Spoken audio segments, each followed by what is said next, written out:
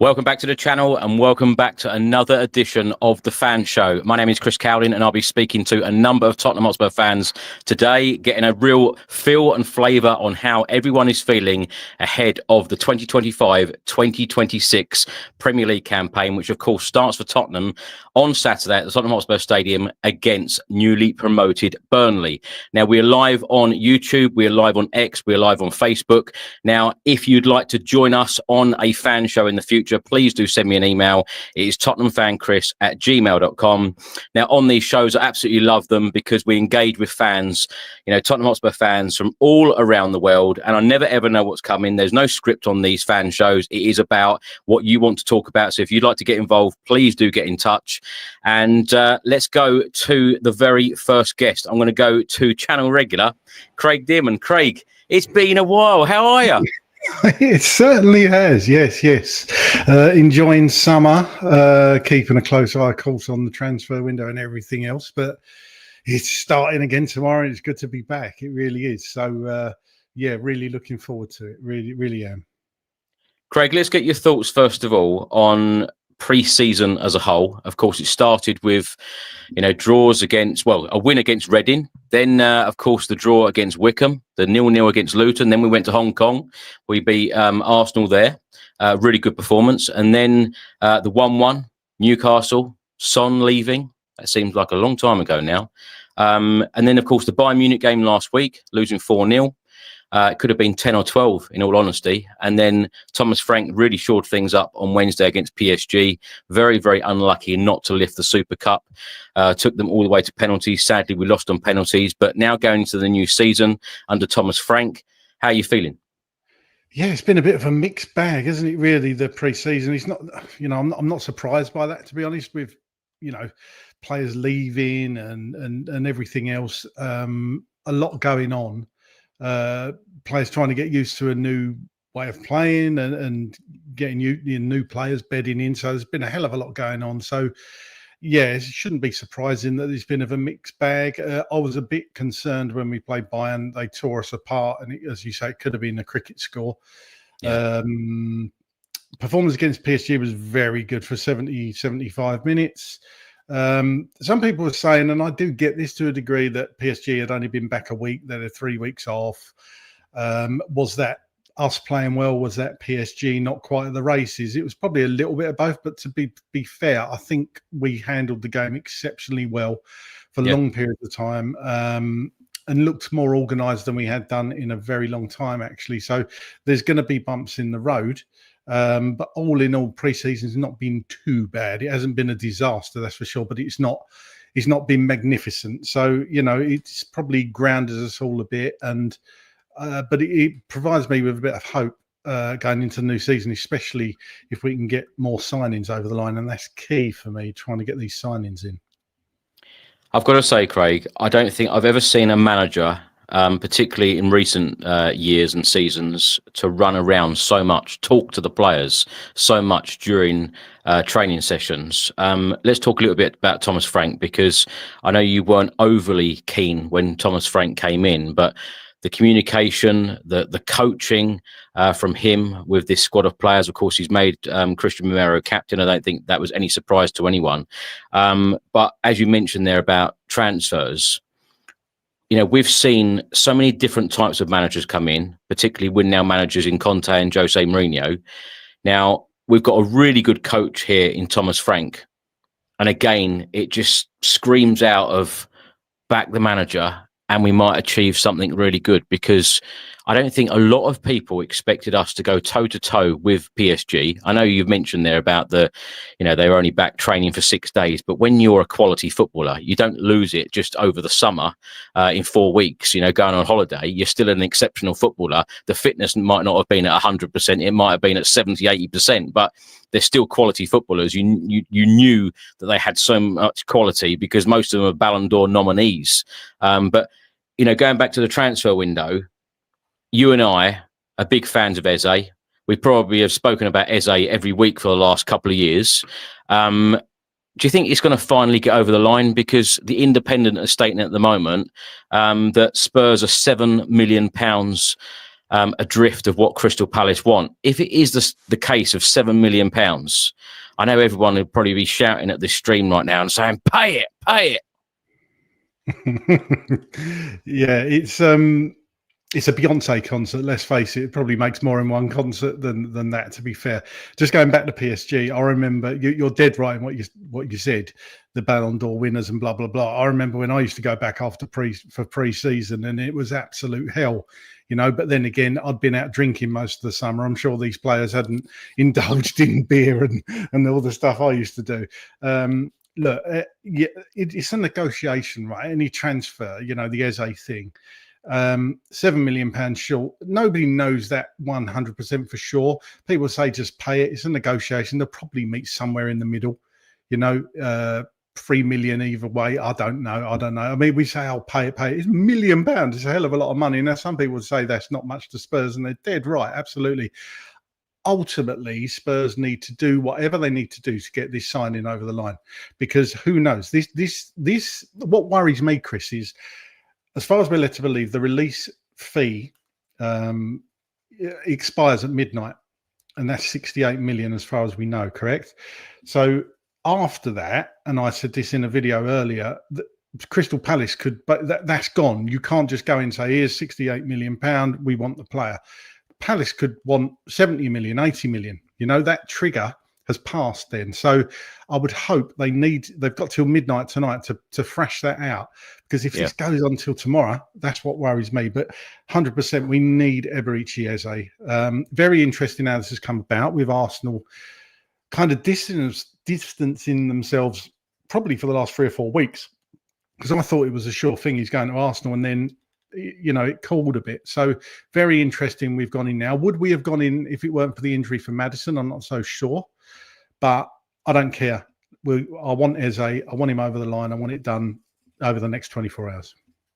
It just seems a no-brainer to me, though, Craig. And I've seen it that way for the last 6 years, since his QPR days.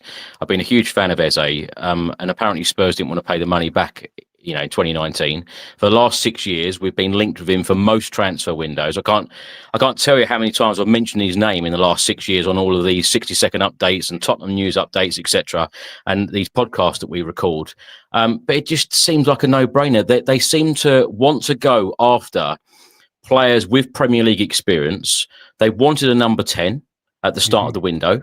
We're still in the same position. Well, I say that. Maddison is now injured, as you said, with an ACL. Well, that's going to be pretty much the whole season he's going to be out for.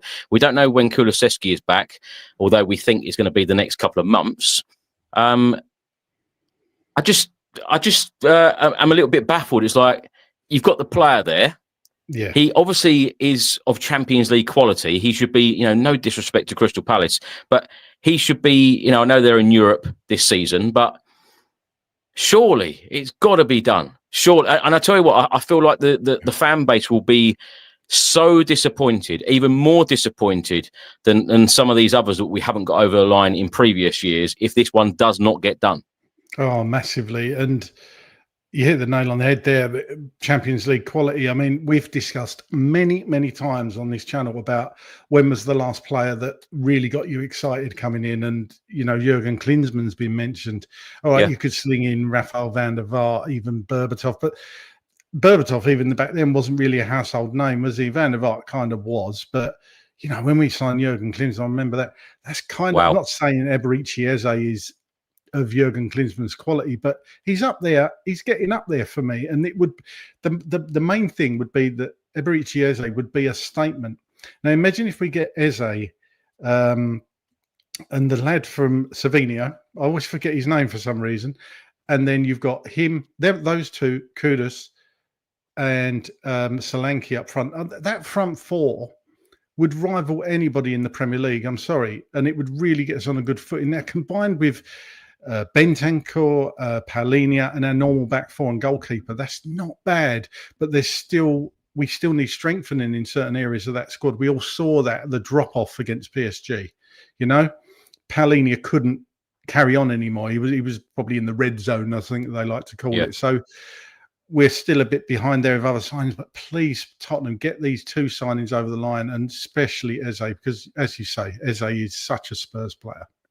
Craig, I suppose the key question here before the 1st of September is going to be, how much do Tottenham, the board, back Thomas Frank in giving the tools that we fans see that we desperately need to be pushing on? Because how many times have we heard that statement? We want to be fighting on all fronts. We want to be winning trophies on a regular basis, etc., etc. How much of it is that the club are going to back him, give him the tools, give him the experienced players in the Premier League, and then I suppose the percentage of the club expectation of Thomas Frank, what he's done in the last 4 years at Brentford in improving players, making players better, getting more out of the players than is expected.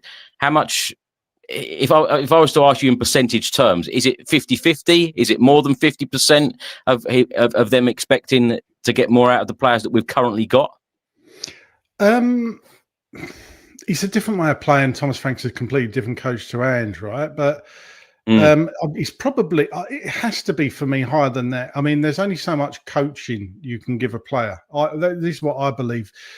Thomas Frank is definitely going to improve players, 100%. He is a great coach, like you say. I've seen him do things, and I love the fact that he's getting involved himself and doing it rather than doing it for a coach. I think that makes such a difference. I think we've all played under, I mean, it's not to that extent, obviously, but when the manager actually trains you rather than, I always prefer that because you get clearer instructions, in my opinion, right? He is so hands-on. And I tell you what, when people see him at the Tottenham Hotspur Stadium, I know we've not had a friendly at the Spurs Stadium so far, and I know that most people would have watched the friendlies on Spurs play, but he is very animated on that sideline. He does not stop talking to his coaches. He doesn't stop talking to the players. Whenever there's a down minute where someone's injured, he is getting those players over and he is talking to them. I love that.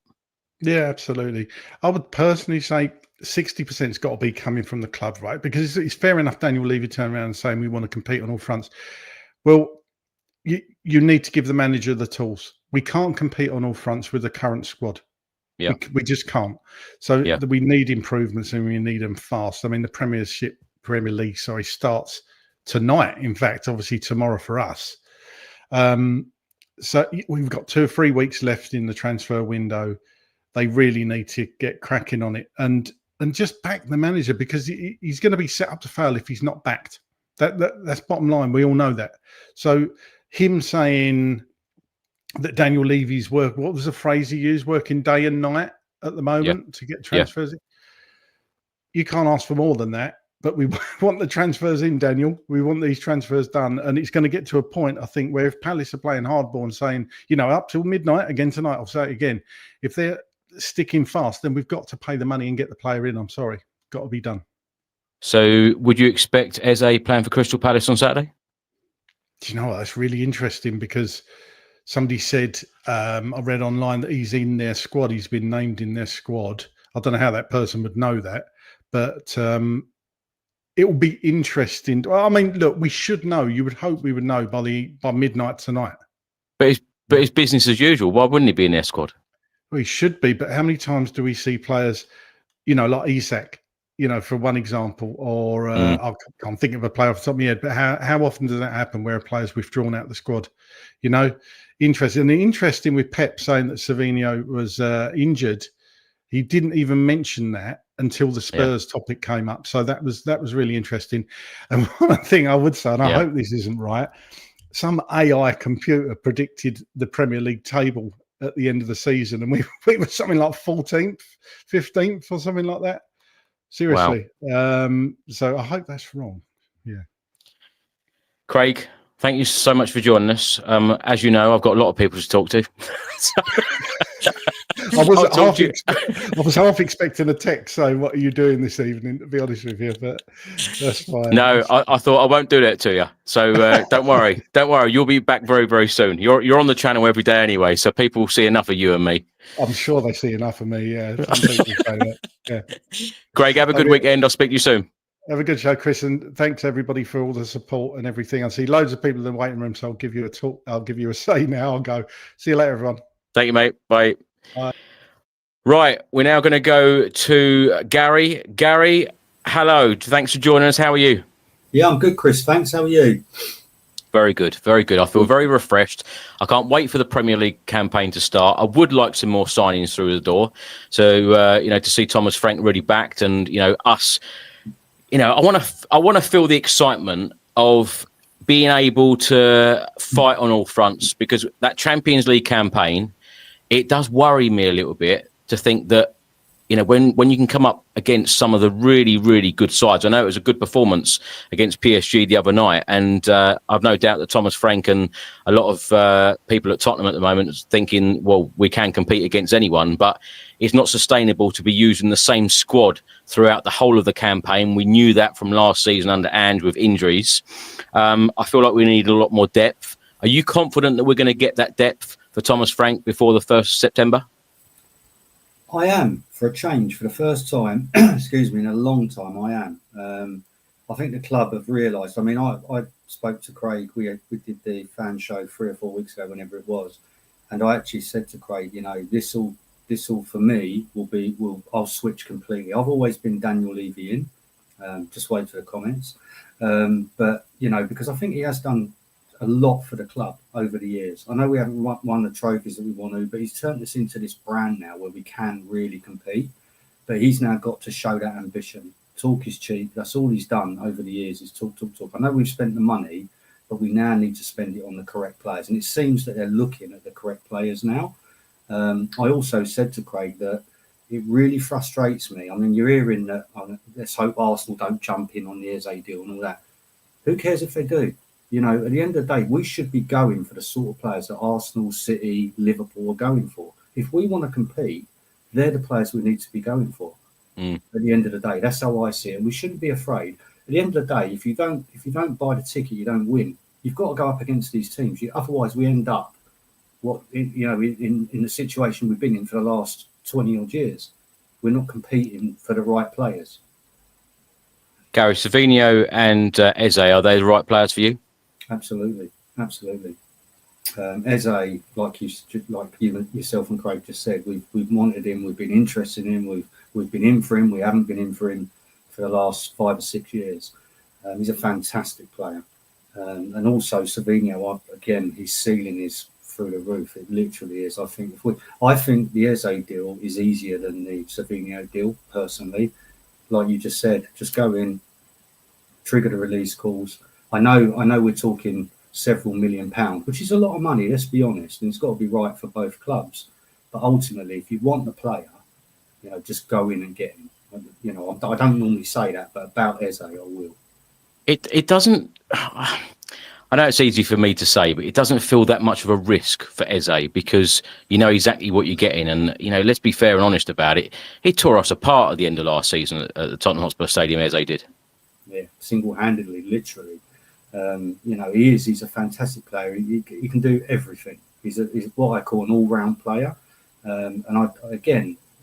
This will determine for me how serious we are. If it comes to midnight and we haven't got a deal in place or triggered that release clause, then you know what? It's outrageous as far as I'm concerned. I feel that we need more than those two players, than Eze and Savinho. I think that should be our starting point. There are holes in the squad. We've got a lot of young players. What should be happening, Chris, I think, is we should bring in 3 or 4 top draw players. Like Kudos is an excellent signing. Paulino is an excellent signing. Yeah. Eze, Savinho. Perhaps we will look at a real quality number 8 as well. Perhaps even a left back. We need to thicken that squad out in order to be able to compete across all 4 fronts. I'm like yourself. I worry about the Champions League. When we come up against these top draw teams, we need to be able to field a team that can actually compete on the football pitch. Otherwise, it's a waste of time, because what happens when we get a few injuries? Because we will. It's happened over the last 2 seasons. We're going to get injuries. We need a squad that's capable, and so that when we get those injuries, we've got good quality coming in. Really important. Really important. Gary, what have you made of pre-season, and what have you made of Thomas Frank so far? I'll be honest with you, Chris. I watch a lot of the games of pre-season, but I don't get overhyped with it. if we lose three out of 4 games or win 3 out of 4 games, I don't really read too much into it, purely because it's just getting minutes into their legs, it's getting their fitness levels up, getting the team spirit back together again, you know, with the new players coming in potentially. So yeah, I think pre-season's pre-season at the end of the day. In respect to Thomas Frank, man, I'm so impressed. I wanted him. I was looking at Glasner and a few others. But I sat and I YouTubed Thomas Frank and looked at a few interviews that he'd done, during his Brentford days, and just listening to what he was saying. This was before people, we were in link with him properly or anything like that. And I just thought to myself, you know what, this guy, he's got something about him, and the way he set the team up on Wednesday night, and the aggression. I mean, there were some outstanding performances within that match. I mean, I think Kudos was fantastic. Bentancur, that's the best game I've seen Bentancur play since he was really injured, basically. I thought Richarlison was fantastic. Who would have thought Richarlison could play like that? Pape Sarr, I mean, he was everywhere. I mean, there was an aggression to the team. There was a structure. I mean, the throw-ins, the corners, the free kicks, when Vicario was taking free kicks, it's just fantastic. Absolutely. I was so impressed, but disappointed we lost, but I was more impressed with the performance. That was the main thing.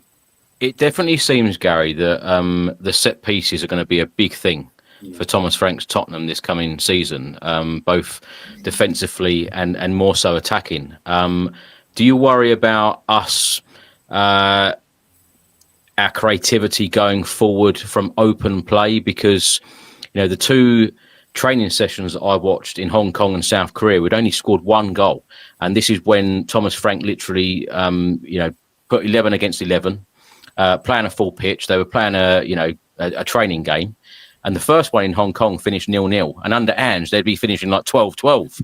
But this one finished 0-0. The second one finished 1-0. Son got the goal in South Korea.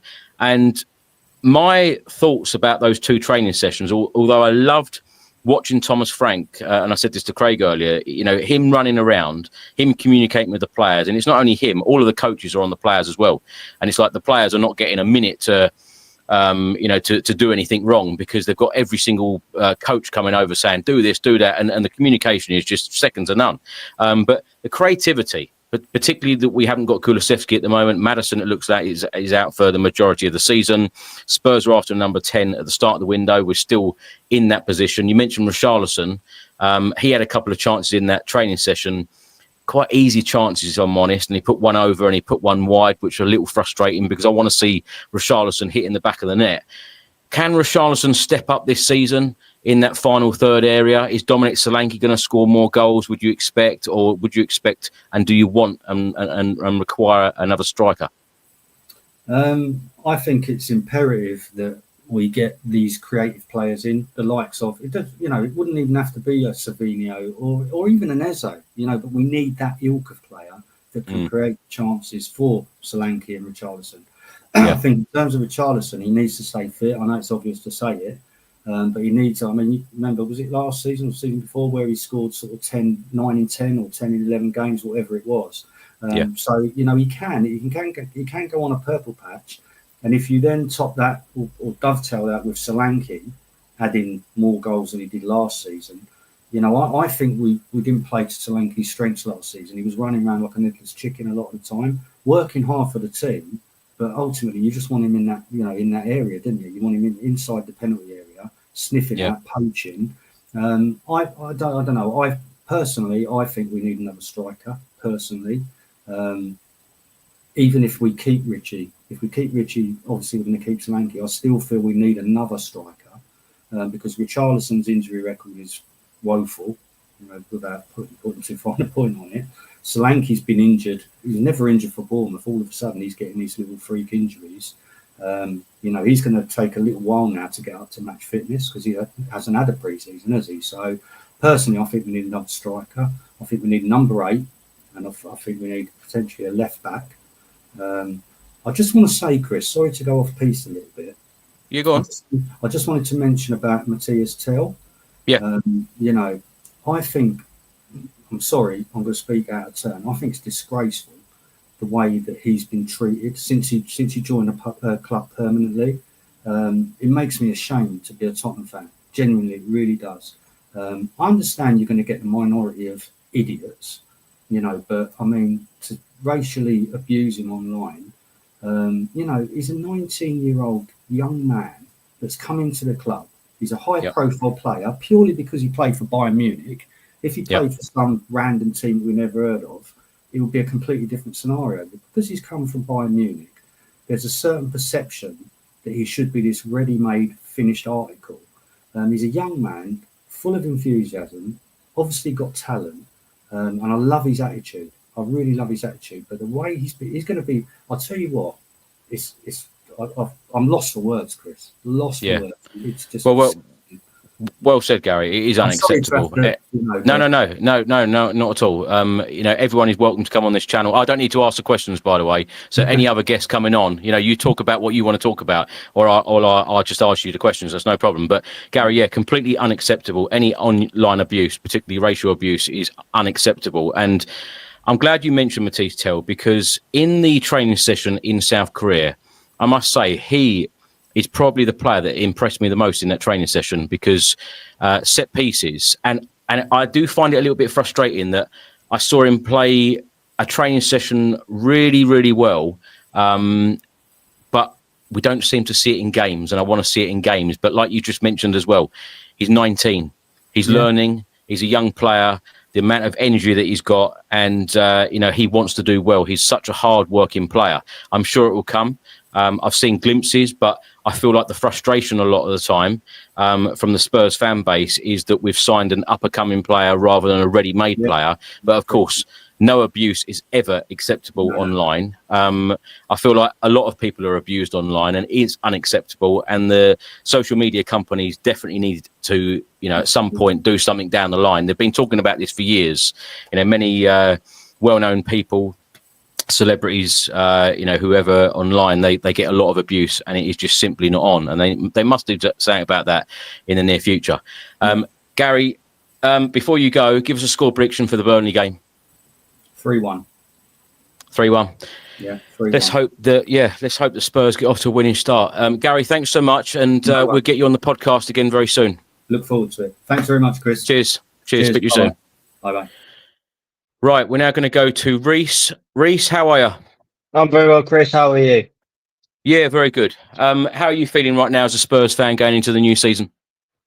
Absolutely devastated after Wednesday night, I'll be honest. It was one of them ones where for 75, 80 minutes, I was thinking, we've got them here. I mean, they were a second best team, let's be honest, but on the same occasion, they're still the champions of Europe at the end of the day.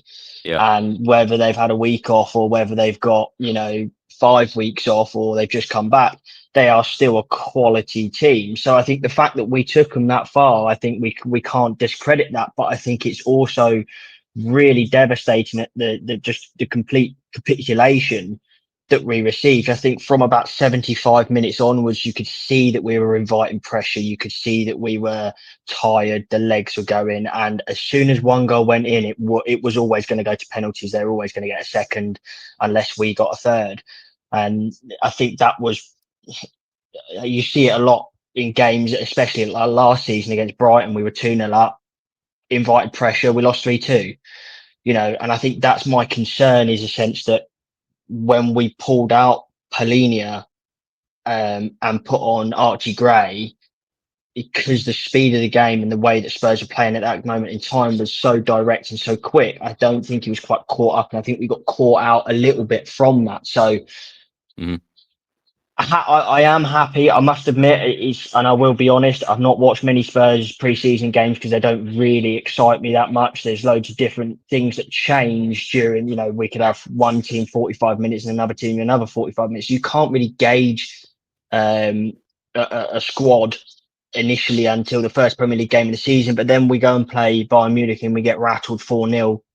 And like you and Craig said, we could have been beaten 15, 16-0. And then we go and play PSG and play like we did. I am excited for the Premier League side, but like you said before, we need we need depth. We need players, experienced players. Eze being one of them. I've heard that. I've read somewhere that we could be linked to Rodrigo at Real Madrid as well. We potentially might need another striker. Why not have, what about Isak? What about Vissa? I've also read that we've got 350 million to spend. So there's so many things in the air that Spurs could do, but whether it happens or not is a different kind of fish. Reece, how are you feeling about this squad going into the new campaign? Because, on Saturday we face Burnley. The following week we've got Man City away. They've strengthened. Every team, every rival, big team, big six team in the Premier League, they've all strengthened really, really well. What do Spurs need to do in the transfer window to get you really, really excited and most importantly, for you to feel that we can fight on all fronts? We need a striker. We need a striker that's full firing on all full cylinders. A classic number 9, like you mentioned, a Dimitar Berbatov, a Robbie Keane, a Jermaine Defoe, someone that can bang in the goals and give you 20, 25 goals a season. We don't have that in Richarlison, if we're being honest. He's a very, very good hold-up player when you need the ball to be held up for players like Tell, Spence the other night, Kudus to run in and around the back. We need someone that's going to give us goals. We can't rely on Mickey van der Ven and Romero running up on from a corner. We need a number 10 without a doubt. We need a James Maddison. We need a playmaker. I'm gutted that he's injured. I really am. But we can't dwell on what we can't change. So what we can affect is how we finish the transfer market. I think the business we've done so far has been brilliant. I think if we want that cherry on the cake, we need a number 10, a striker, and potentially another centre defensive midfielder, or even looking at a left back and a right back to cover your Porro, if he gets injured and so on and so forth. So there's still 3-4 players that we do need. If I want players right now, I want a 10, I want a striker, and I want at least a CDM just to hold in. Reece, how were you feeling when you saw Heung-min Son say his goodbye? I was gutted. He's been there for 10 years, isn't he? He's become part of the furniture. He was with the club at the Champions League final. He was with the club at, numerous semi-finals as well. It's absolutely devastating. I mean, I was away in Mexico when I first heard that he might go, and I thought, surely we can't be getting rid of our talisman, really. And then I came back and it said that he'd signed to LA, and I'm a little bit like, why? What's the need? I understand why he's gone. Back end of his career, I can see he's a big, he likes the idea of going out to MLS. A lot of players, I think, like to go out to MLS rather than Saudi. We're going to miss him. There's no doubt about it. And this is the problem is like when Kane left, a lot of pundits, a lot of people were saying you need to find a number 10, like another Harry Kane. You're just not going to find that. No one's going to fill their boots. Heung-min Son's been an absolute staple of our team for the last 10 years. You're not going to get that. It's as simple as that. So what can you do? Well, let's try and find someone that can. Can I ask you, last question? If Spurs did not sign another player before the 1st of September, where do you think Spurs would finish in the Premier League? But if we did get Savinho and Eze over the line, where also would you think we would finish? That is a very good question in the sense that we can really judge that from the 1st of September and when we play Burnley. We need to see how we are in a Premier League setting, how we play, because our obviously league campaign last season was dreadful. So we need to then figure out, right, if we go out, beat Burnley convincingly, say 3-0, and we step away from that and we get players over the line, I would be hopeful that we would be pushing top 4, the Champions League.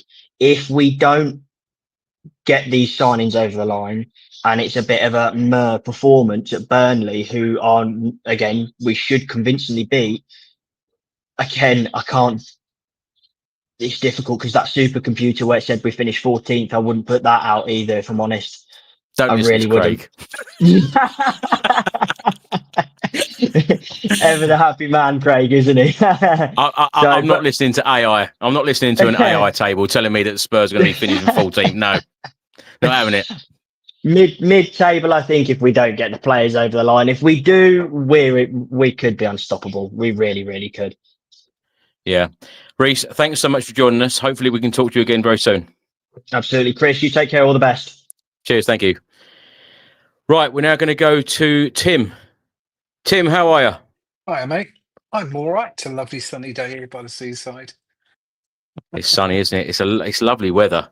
I tell you what, I've just literally come in from the airport, come from Italy, and the weather here is just as good as it was there. But No. Tim, let's talk about pre-season. What have you made of Spurs pre-season? And I can't believe the Premier League is starting again. Of course, it kicks off Friday evening, Liverpool v Bournemouth, and then Spurs are in action on Saturday. Are you feeling excited? I am. I'm a bit of trepidation going on because I just still don't think we've done enough on the transfer window. I've watched every single preseason game because I'm sad and lonely, and I have nothing else to do. Mixed bag. It's our club. That's what we do. It's what I do. I'm sad and lonely, and I watch Spurs games, even when it's Reading or something. Look, it is what it is, right? He's just become the manager. He's getting to know the players, and if I'm going to be fair, especially about those two training games where we scored one goal, I think he said it as well. Frank said it. He's concentrating on the defence, which we have to. Where rather than leaking goals, we got to be strong at the back, and then maybe hopefully we'll work at the more creative attacking stuff as we go along. And we saw a bit of that against PSG, right? Yeah. I'm fairly optimistic. Even if we didn't sign anyone, I'm reasonably optimistic. But I think we need to sign another two, at least, just to widen the squad out, because we're not going to be able to fight on all fronts, are we? We just haven't got the manpower. No, I totally agree. And Spurs need to do a whole lot more. And I would have hoped that there would have been a lot better plan, I suppose. That's probably right in saying, because when we were kicking off our first Premier League game against Burnley, I would have expected and hoped that we'd have had a few more signings in, especially experienced players. I know the Morgan Gibbs-White deal, Spurs wanted to get that one over the line. Sadly, it didn't. And now we're looking at Eze and Savinho, which I think that would be two, exceptional signings for us, not only for this season, but for going forward as well. I asked Craig this earlier, and I want to ask you the same thing. How much of the Tottenham board are hoping and expecting Thomas Frank to improve what we've got rather than actually bring new additions in? Because I suppose there should be a good mix, but I suppose there's a lot of expectation on Thomas Frank really improving players and making them better. I think that's why they got him in. I'm a massive Frank fan. So I think they brought him in because I think it's much more 80-20. I think it's 80%. You've got some really talented kids here. Go and be the good teacher that you are and improve them. I mean, I'm really interested in what he'll do with people like Tell. I think Judd Spence is just gold. I think he's just going to be an unbelievably good player. But Bergvall, Gray, I think they got so much potential that I think Frank's the perfect manager for that. But we need that extra 20%. We need Savinho. We need Eze. Eze, I'm with you, right? It's no thingy, Sherlock, right? It's like, why aren't you buying Eze? You should have bought him last year. Just pay the 68 million. It's easy for us to say, right? Just pay it. I'm going to stick my neck out and say we'll have him by the end of the day. If it runs out at midnight tonight, we'll have him by the end of the day. I'm going to go with that. But in short, I think overall, I'm looking forward to things like how Odobey will do, whether Johnson will improve his game, actually whether Richie will improve his game under that, because actually his hold-up play was excellent, and he missed one to go 3-0 up, I think, during the week. So I'm cautiously optimistic, as the best I can ever do as a Spurs fan. Tim, would you take a 17th place finish to win another trophy, whether it would be the League Cup, the FA Cup? No? Never again. Never again. We've done it once and I didn't like it then. It's like, it's the classic, isn't it? When did you stop beating your wife? Just because you love someone doesn't mean you want to take a beating every time. And that's how it feels with them. I'd rather just say, no, thank you very much. And I don't think it'll happen again. I think it was a very special set of circumstances that led us to that. And thank God we won it in the end. But I don't think certainly not myself, but I don't think the board would want that. And I don't think the majority of Tottenham fans would want it either. So would you have rather then a much more respectable league finish last year, finishing say 8th, 9th, 10th, mid-table in the Premier League, and not have that glorious day in Bilbao and that glorious day at the parade? I of course I'll take the glorious day every time, knowing what I know now. Yeah. But it's like it was Russian roulette on the night, right? It's either all Well. or nothing. We're the worst finished in our history, basically, short of getting relegated when I was a baby. Or But we won this baby, Tim. I know, but there for the grace of God. And I'm not downplaying the boys who played a sort of pretty good game. Any half decent side, and we might have struggled on that night. And that's what I mean. It's like it's fine to say those things, but that was a really fine line between a completely disastrous season or our best season in 20 years. So Yeah. it's like, I don't know. Old Ange definitely sacrificed his job to win us that trophy. I've no doubt. Yeah, absolutely. Tim, let me ask you, who do you think is going to be the surprise package this season for Tottenham? Who's going to be the surprise player to surprise us all? I think several players have gone the same direction. Like Bergvall will continue to be good. I think Spence, I'm going to go on about him. I just think he'll be exceptional, especially if he's playing with a really good winger down that side. Bentancur, I think I've always thought he's just an archetypal Spurs player, just the way he runs and goes. I think he'll step up this year as long as he keeps injury free. And I think the way that Frank plays, I think that Dom will have a really good season. I'm not going to mention the back four because I think they're just exceptional anyway. I think Dom might sneak in with quite a few goals. Cross fingers that he keeps injury free or reasonably injury free. I'm going with at least 20. Yeah, do you know what? I don't know about 20, but I think he will score a lot of goals next season or this coming season because, a lot of people criticise Dominic Solanke with his output of numbers.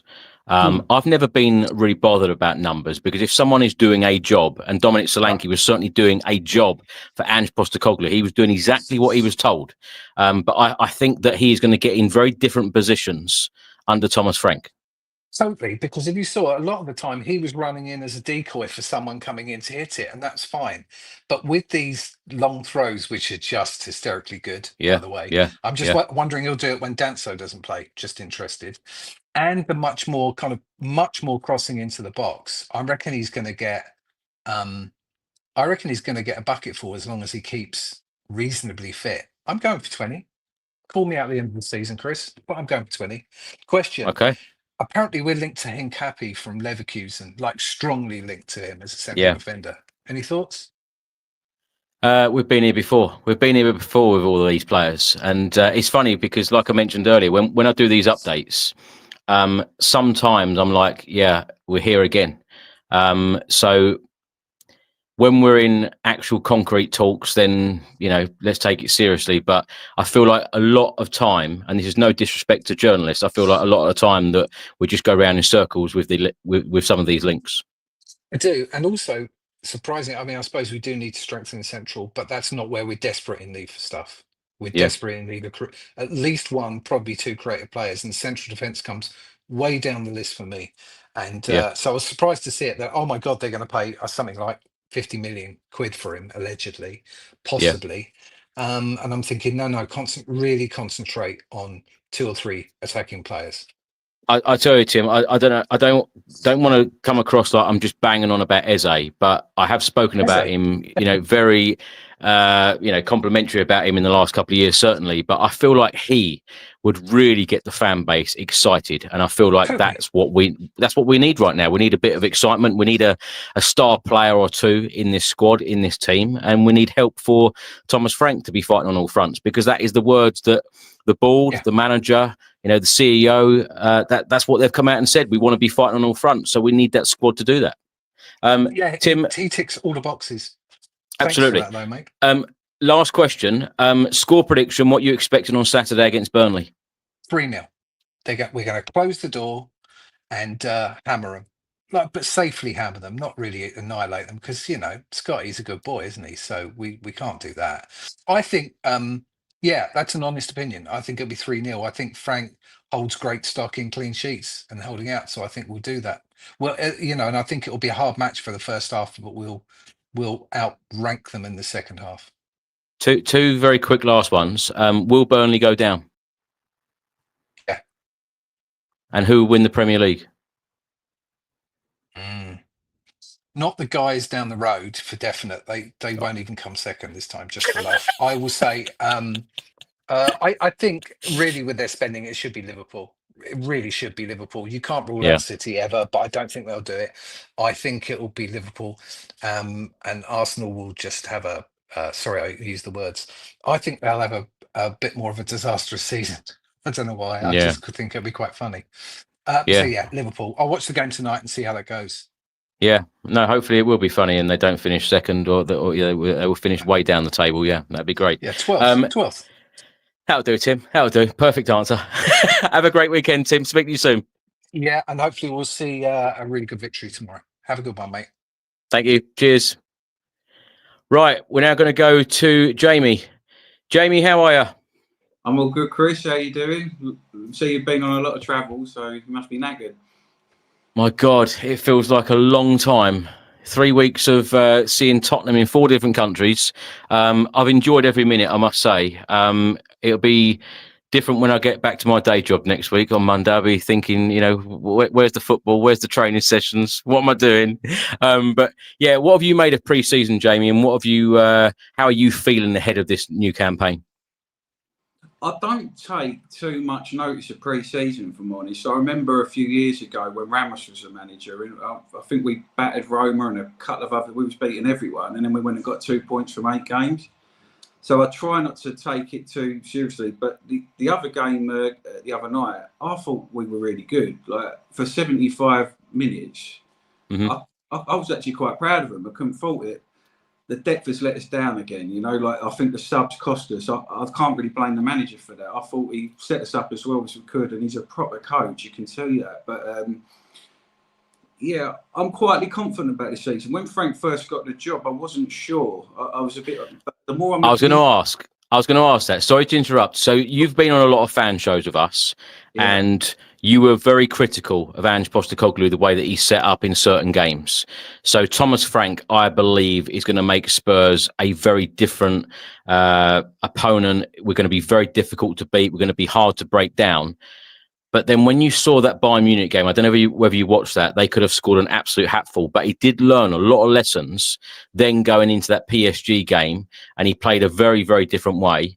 I feel like we are going to be more difficult to beat, as I said, but that creativity, Jamie, are you worried about that? Because, particularly when Son went, I know you've also mentioned about Son, was on the decline as well, but in my opinion, I would have liked to have him to have stayed for another year, because I feel like he could have produced goods that perhaps we haven't got at the moment. It'd be all right, I suppose, if we get a couple of really good additions in from now until the 1st of September. But do we have enough creativity in this squad to be helping Thomas Frank? At the moment, no. I mean, if we sign Savinho and Eze, I think we go from 7th, 8th, 9th to challenging maybe 4th and 5th. I think that's the difference. Maybe possibly like really going for the Champions League. At the moment, he definitely needs help. You just see the drop of quality when the subs were the other night. Like I say, if we get into it, I mean, they're game changers. It's what you need. You bring them out. When we took Kudus off and we brought who was it, Cotel? You just see the drop in quality when Archie Gray come on. We need players who can come out of one and go into another, and you're not worried about the decline, if you like. Yeah.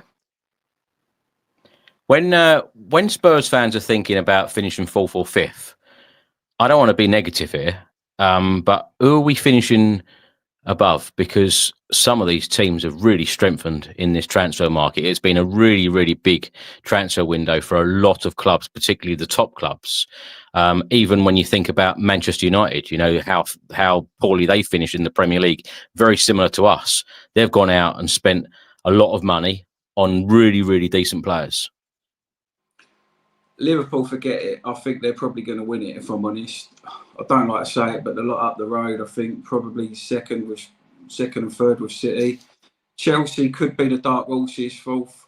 That's what I mean. If we sign them type of players, and we can possibly compete with them, but if we don't, you know, we're probably going to finish quite a bit lower down there, because it's just the drop in quality. It just showed the other night. If there was a prime example, it showed Daniel Levy, look, this is what we can do, but we need to be able to look at what they were bringing on compared to what we were bringing on. You just like that. Yeah. It's just. Jamie, as I mentioned earlier, you were very critical about Ange, although, of course, all of us loved winning the Europa League on the 21st of May against United. Thomas Frank, from what you've seen of him so far, have you been impressed? And when he plays more pragmatic football, and perhaps we end up scoring a number of goals from set pieces and not from open play, do you feel like that's going to frustrate people? Because I say that because when Arsenal was scoring all these set piece goals, you had some of their fan base moaning the way that they were scoring goals. Does it matter? Does it matter to you how Tottenham score goals as long as we score and win? Yeah. Yeah, we said this before, didn't we? If we score, every goal's a goal, isn't it? You know what I mean? It doesn't mean how it's scored. I just look at Arsenal. They, like you say, they were getting praised for it. We've been called Spursy for years, you know, soft underbelly and all that. If he can toughen us up, get us organised. You look at Brentford, when he first went there in the Premier League, they were hard to beat, but they wasn't very easy on the eye. They got easier on the eye as he got more established and built a foundation, and they were better to watch. You watch them last year, they was a lot more easy on the eye than the first year he had them. So he'll get the foundation set, and he'll gradually gets more attractive to watch, if you like. Jamie, last question. Romero, of course, has been named captain. No surprise. No, I think he's the one. Like I say, as long as he's committed, then I think he's the obvious one, and I think I'd say 90% of the fan base would have gone for that, to be honest with you. But as long as he's committed, and he seems to be, so I think there was a lot of stirring it up in the media at the start of the summer. But you know, I think he's a winner, isn't he? Jamie, score prediction for Burnley game? I'm going to go 2-0. 2-0. Yeah, I agree. As long as we get the 3 points, that's all that matters. Yeah, Jamie, have a great weekend. We'll speak to you soon. Cheers, Chris. See you, mate. Cheers, mate. Right, we're now going to go all the way to the Czech Republic, and we're going to go to Steve. Steve, how are you? It's been a long time since I spoke to you. Yeah. I've been busy with one thing and another. How are you doing? I'm good. How are you feeling ahead of this new season? Like pretty much the same as most of the guests you've had on already. It really depends if we manage to get at least two through the window with the likes of, you know, Savino and Eze. If we get them, then I'd be a lot happier. The same as most of the fan base.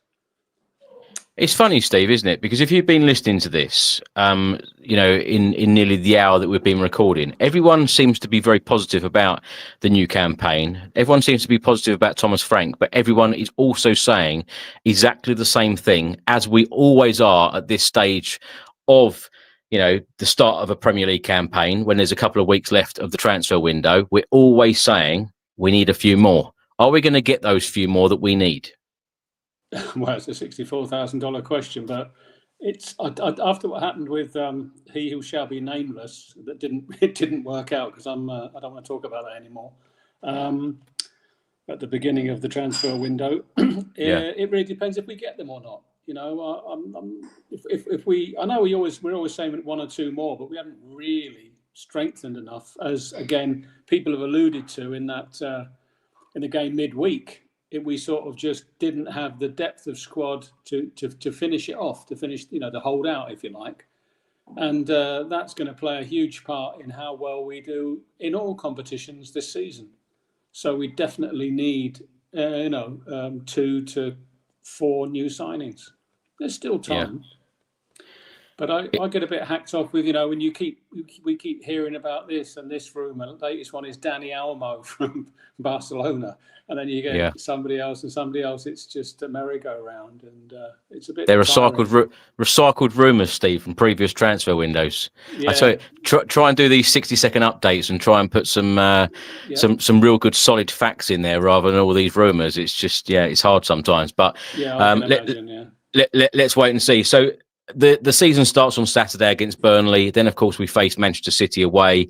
I suppose after the first few games, you'll get a real flavour and a real feel for how Thomas Frank is going to be, setting up with Tottenham in the Premier League. And then, of course, down the line, the Champions League draw will take place. As you've mentioned, I expect Thomas Frank to get a lot out of a lot of these Tottenham Hotspur players and improve some of the players as well, which would be great to see because he's done a great job at Brentford doing that.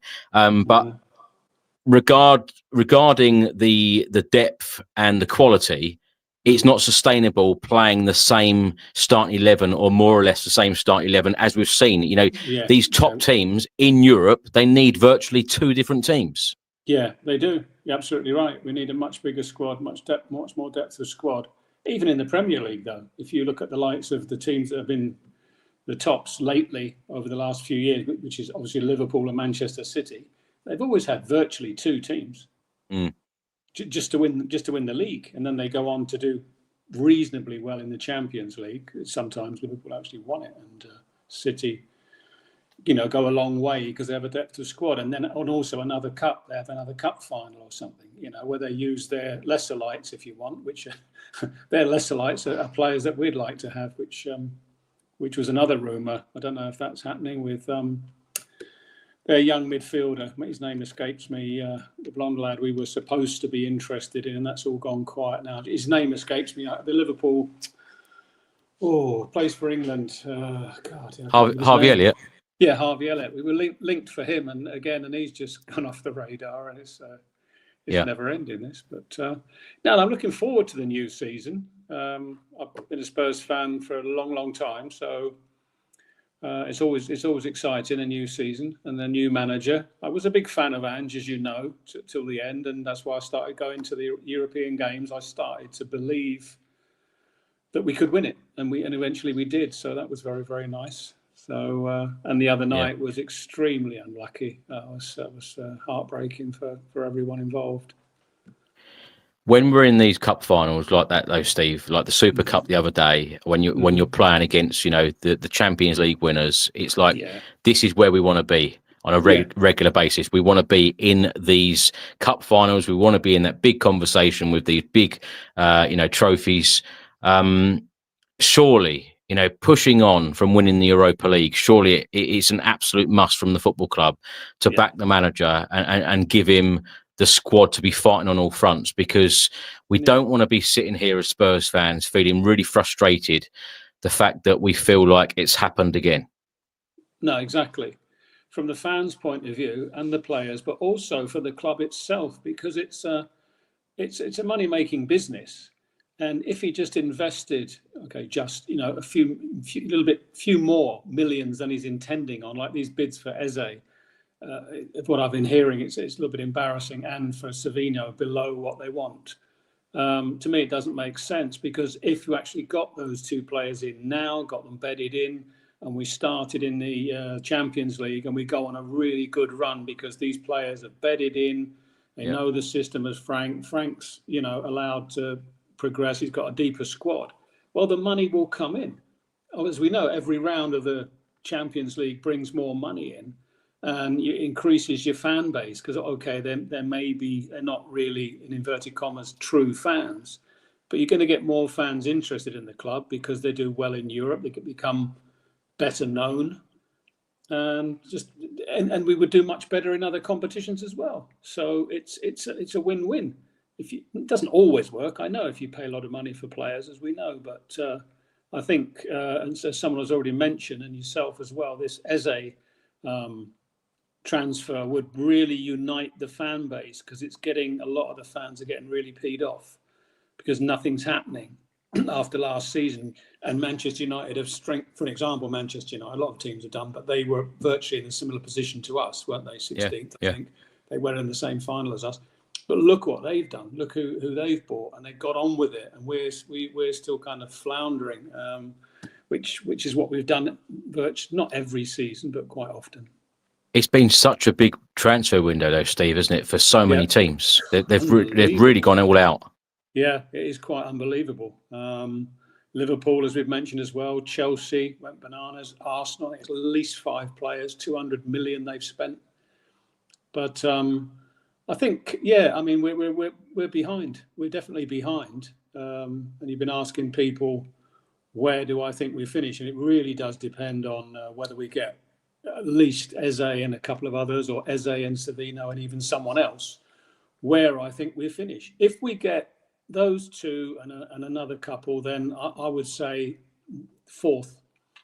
I think Arsenal are not going to do as well as what they think they're going to do, and it's not because I'm a Spurs fan. I've got a brother and a brother-in-law who are staunch Arsenal.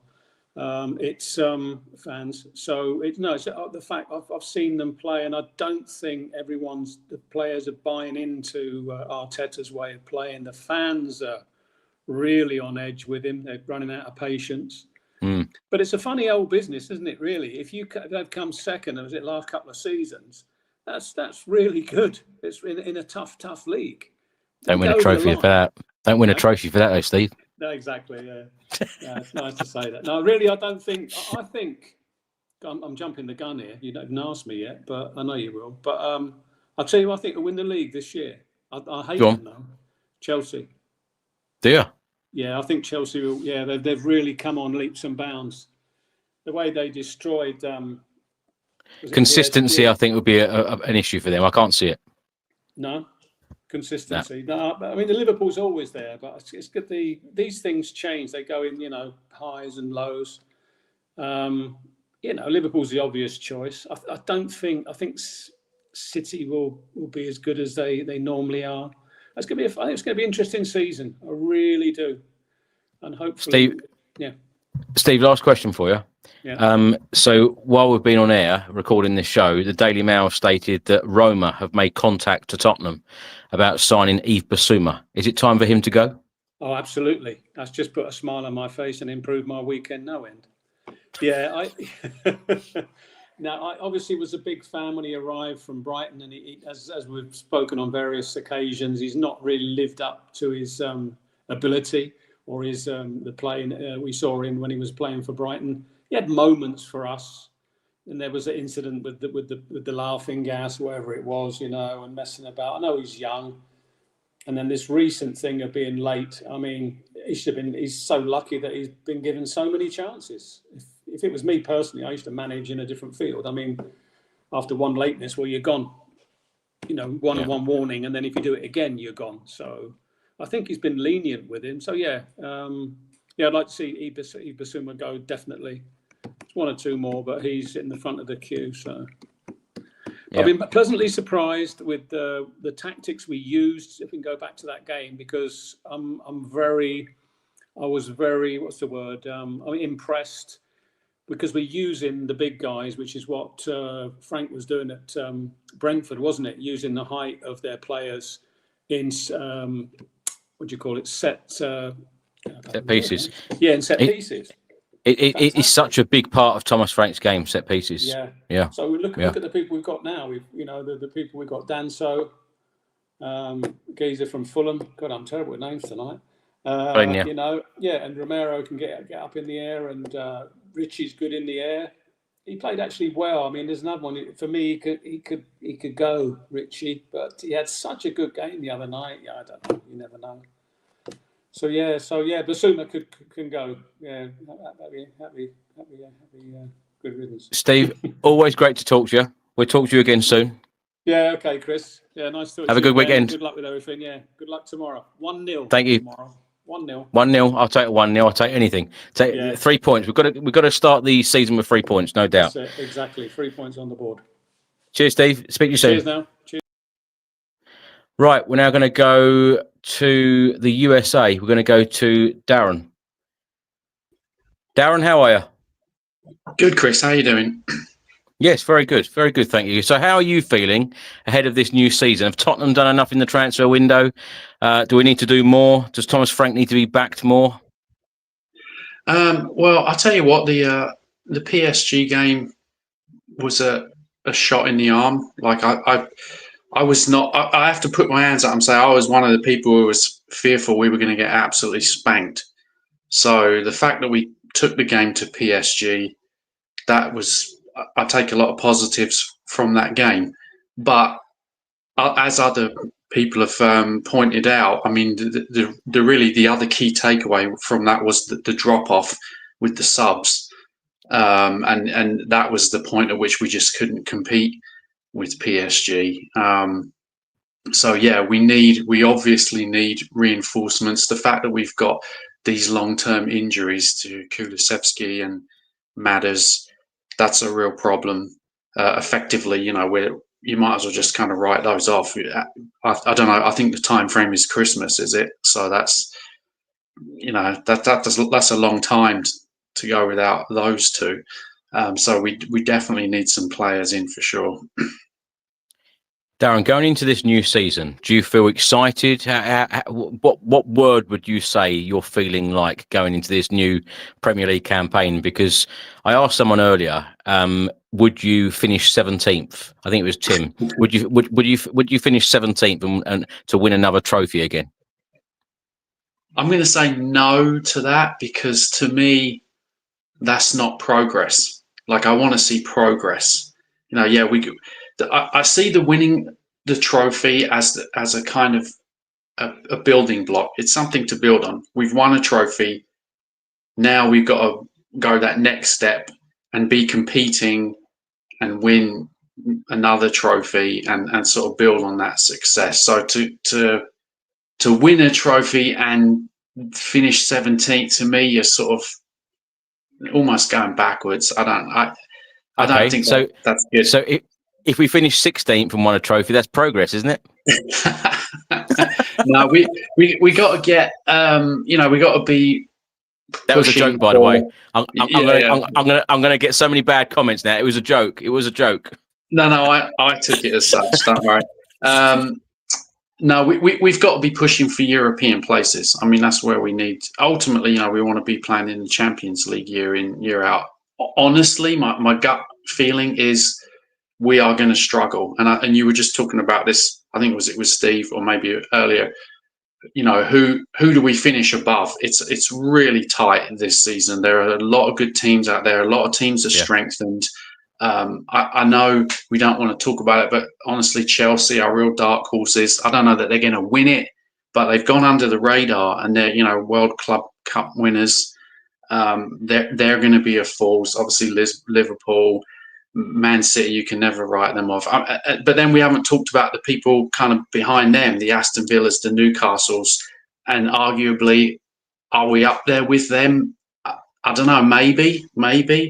But we definitely need signings, because without signings, as you keep saying, you can't keep playing the same starting 11 in all the competitions that we're in. It's just not going to happen. So it's not just it's just not like my opinion or the Spurs fan base opinion. We've seen it, Darren. We've seen you can't keep using that same 11.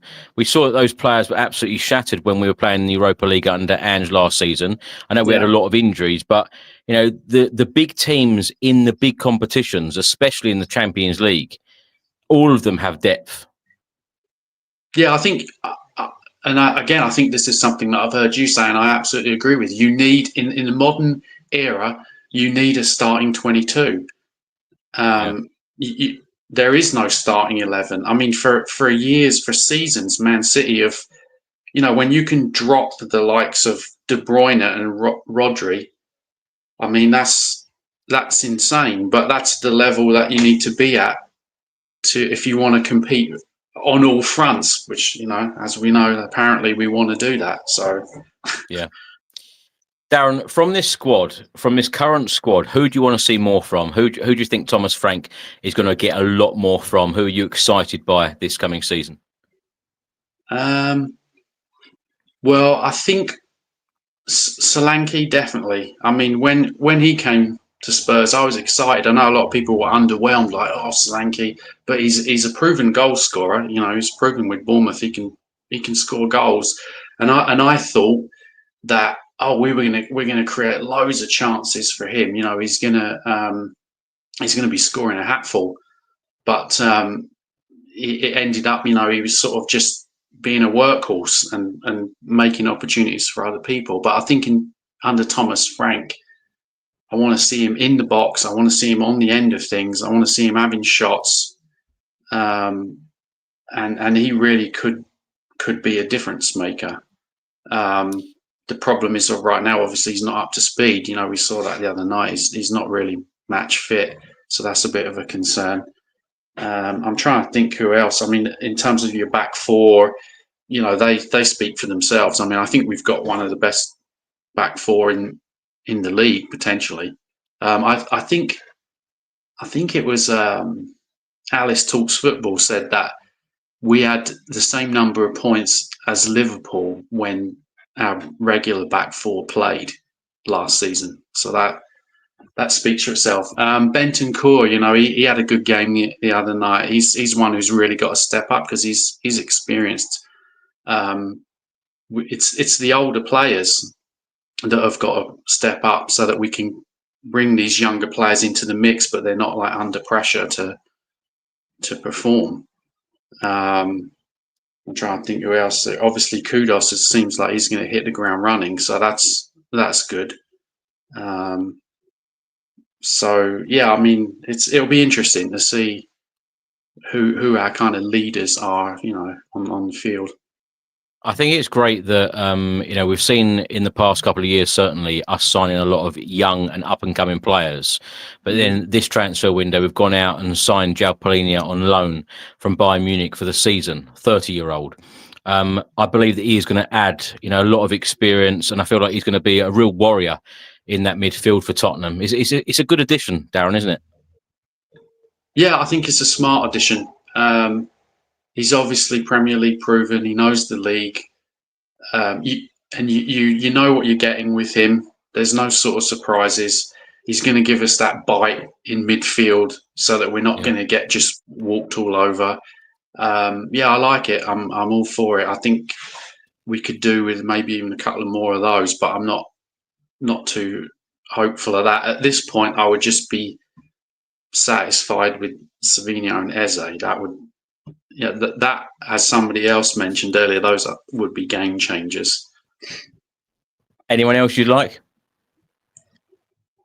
I don't know that there's anyone I particularly got my eye on, but and it's boring. I know everyone's banging on about Eze, but I mean, I would go so far as to say, as if we had him the other night, we would probably would. He's the difference between winning and losing that game, honestly.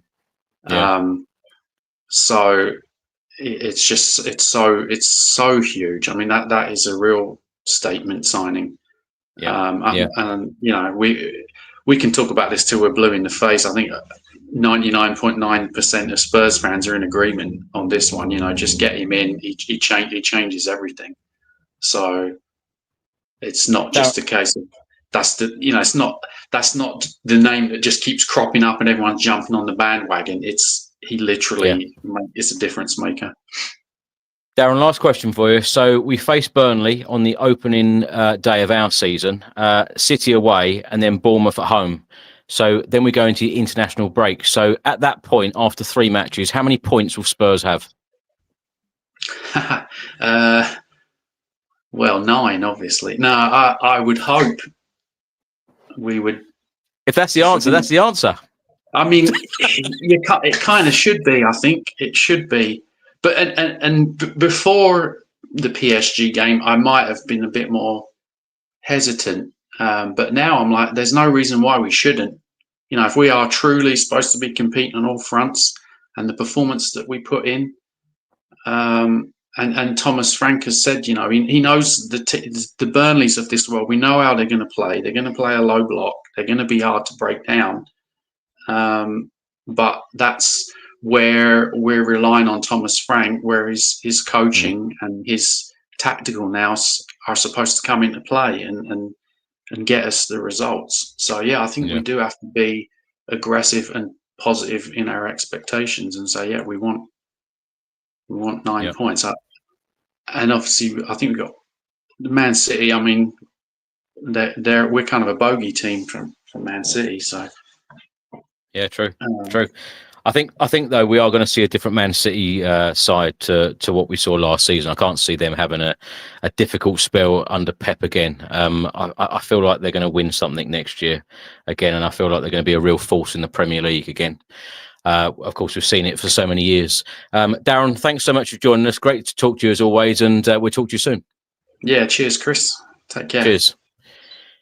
Right, we're now going to go to Josh. Josh, you've been waiting very patiently. I'm sorry. How are you?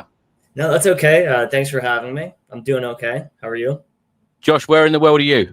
I'm in New York, in the US. Oh, wow. Yeah. So Josh, how are you feeling as a Spurs fan right now, and how are you feeling about the transfer market and, of course, Thomas Frank as well? So I was very nervous going into the PSG game, like everyone else, especially after the 4-0 result against Bayern. I was very curious, like how we were going to set up.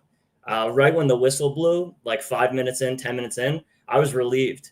The players were energetic, playing hard. They were buying into whatever Thomas Frank, how he tactically set up this game. And so that I felt relieved, and the performance was great. I thought the performance was great, even despite the the disappointing result at the end. What I do think would really highlighted that everyone's kind of mentioned on the podcast so far is the lack of depth and the lack of creativity. We need a number 10 desperately. It even helps when we set up in the low block like that, with 5 in the back. It helps keep possession. Because when you're defending all this time and then you're spending all this energy on the counter, it's like you need a guy to kind of hold the ball, not like in the same way that Richarlison does, but in a way to just keep possession. So that's really important. I think it just highlighted, the lack of squad depth that we have, and we desperately need Eze in. Desperately. Josh, interesting how you say about possession. I think it was 26% possession we had in that PSG game the other night. Do you think that's going to frustrate Tottenham fans next season, if that is the case? Because we know that Thomas Frank plays so many different systems, so many different formations, so many different ways. He adapts to how the opposition play and what he expects of them. How do you feel the fan base will take or feel about Thomas Frank if we didn't have the ball as much? In games like that versus PSG, like I don't think, like I think that's how we're going to win games against teams like that just have better quality players. And frankly, I think that's how we're going to set up against teams in like the top 6 similarly. And it didn't feel, we made some chances. It didn't feel like the 26% up until maybe 55 minutes in, 60 minutes in, because we were still showing some sharp edge in the final third, and we'd better chances than them, I thought, for a while. I think tomorrow we'll really be able to tell too, like if we're able to unpick Burnley, that's going to sit they're going to play like we played against PSG. It's going to be really interesting which players are able to kind of unpick that lock. And I think it's also going to really highlight how desperately we need Eze or a player like that. I think it's really going to show that. Josh, you based in New York. How did you get into supporting Spurs? At a very early age, since I was like 8 or 9 years old, my dad and my uncle followed them for whatever reason. Growing up, we're listening to games on the radio on Long Island when they would play in their men's league soccer games, and we played soccer my entire life. And so I just, for better for worse, here I am following this team. So in New York, who your friends? Which teams do they support? What shirts do you see the most there? It's the Chelseas, it's the Arsenals, it's the Man U's. I'm quite on an island. I did bring in a couple of buddies of mine who there's something. The way that we play is intoxicating, right? Like playing on the front foot and the style. Not so much with Conte and Mourinho, but historically, like the way we play is really, it's kind of the way you want to win. And then also not being able to kind of like, sell your women's team to a parent entity and then be able to spend $1 billion on transfers like some other clubs that I won't name. But just like the way we I think it's it feels the best way. So can I ask, would you have given Ange a third season? I would tell you, like, after he won, yes. I was pretty upset actually when he got sacked. I didn't like the way that we waited around for a week and then sacked him and then waited around again to hire a new manager. But after the feeling of the Europa League kind of died off emotionally, like, I think I'm really excited about Thomas Frank. I think tactically he's gonna bring stability to the back line. I think he's going to work very well with the young players. And I think he's going to be a nice, steady coach for us in the Premier League. We'll see what happens in Europe, but I'm really excited about Frank. I think that is a key word there, Josh, stability. He is certainly going to bring that. And like I mentioned earlier, and like I've said in the past, since he's been appointed, that he is going to make Spurs a lot more difficult to beat. How do you think he will do this season, in his first season, and what do you have as an expectation for the manager? What must he do for you to be happy at the end of the year? A lot can change in the next 24 to 48 hours. Like right now, the team as is, it's like, it's not a manager's like, it's not. But what I mean is, it in terms of league position, because will there be that expectation? I speak to a lot of Spurs fans, and people don't really know what to expect. So it would be nice to finish in the top European spot. Is the expectation from you to, he's got to deliver a trophy, he's got to get into X, Y, and Z position in the Premier League? Because we've spoken about every team in the Premier League strengthening already. How far can Spurs finish up that table? If Spurs finish 7th or 8th in the Premier League table, would that be acceptable to you without a trophy? It's not acceptable to me, given that I think we should be competing for Champions League, given just the status of the club. But given like the squad right now as we speak, without all these guys in, like if we were to finish 7th to 10th, like I think that would be an overachievement. I really do. I really do think we lack that depth, and there's so many games. I feel like we used to say we need 1 or 2 more guys to improve the squad. I think now it's like 3 or 4. Like that. Yeah, I agree. Yeah, that's how. That's how kind of like we need to be competing with Newcastle and Aston Villa, and right now, like we're not. We're towards the back end, and we have some really good players that I'm excited about, but. Last question for you. So the board, what do you think their expectation will be? So if we didn't get those 3 or 4 players in that you've mentioned, and we didn't get that experience that we desperately need in this transfer window, and Ange alluded to that a couple of times in his final couple of press conferences, that this window is all about bringing in experience. So what would the club's expectation of Thomas Frank be in terms of league position? Because we've heard, from Vinar Vegetesham, Daniel Levy, they said we want to be fighting on all fronts. So if Spurs did finish 7th to 10th in the Premier League table, do you think that they would be happy with that? I think they're expecting Europa League at a minimum, and expecting him to overachieve with what he has. Yeah.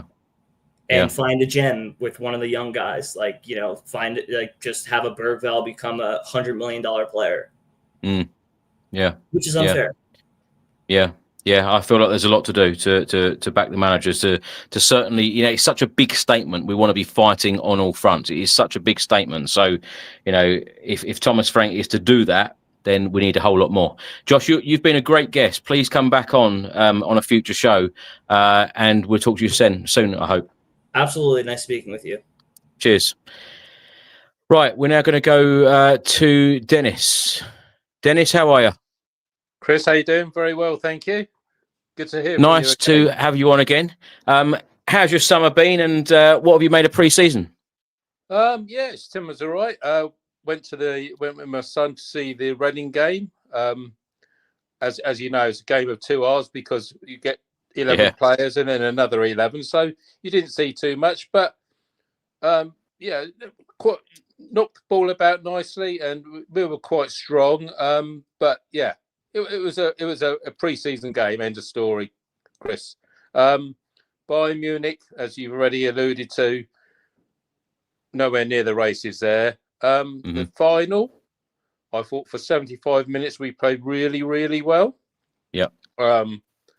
Whether the substitutions made a difference, or whether the players by that time mentally, they haven't played with Frank before, or only this pre-season, and mentally they just were a bit drained. I don't know, but I know we lost the game. But I think Thomas Frank will learn a lot more from losing it than winning it, as a Bayern Munich game as well. He would have learned so much from those games about these players, and hopefully, carrying on. Moving on with Thomas Frank. Really pleased he's been appointed. In my opinion, the player I was looking forward most to see under him was James Maddison, actually, because I think he would have made him a proper player. Whereas last with Ange, I didn't think he was at his best with Ange. I don't know what you think about that, but I thought Thomas Frank would have brought everything out of James Maddison, and now it would have been interesting to see. I must say, consistency is definitely an issue with James Maddison in the Spurs shirt. I was saying this earlier to someone. I feel like that. He's such a great player, but that consistency needs to be there, and that is what makes you, go from a good player to a great player. You need that consistency, and I don't feel like we've ever had that with him, very sadly. But then again, you could say that about we haven't seen the Everton version of Richarlison at Spurs. We haven't seen the Brighton version of Basuma, which is a bit disappointing. But I feel like that is one of the reasons why Thomas Frank has come in, to improve a number of these players. It'd be interesting to see how much he can get out of some of these players that have sort of been on the border or been on the edge of, doing something good. Can he get more out of them? I agree, Chris. But moving on from there, what's disappointing is knowing what Maddison potentially could bring to the team and won't be able to do it now this season. This season's finished. Yeah. Even more pressing that we got someone like Eze in, and that does disappoint me. That we're sort of, you don't know what's happening behind the scenes. Let's be honest, we don't know what's happening. But you would have think that would have been, we got to get him in as quickly as we can. I mean, I heard at the beginning of the show you said about with 7 million apart. I mean, it doesn't have to be bitched about the 7 million. It could be that Palace say we want 50% up front. It could be, you don't know what it is. It's all ifs and buts, but we must get that boy over the line.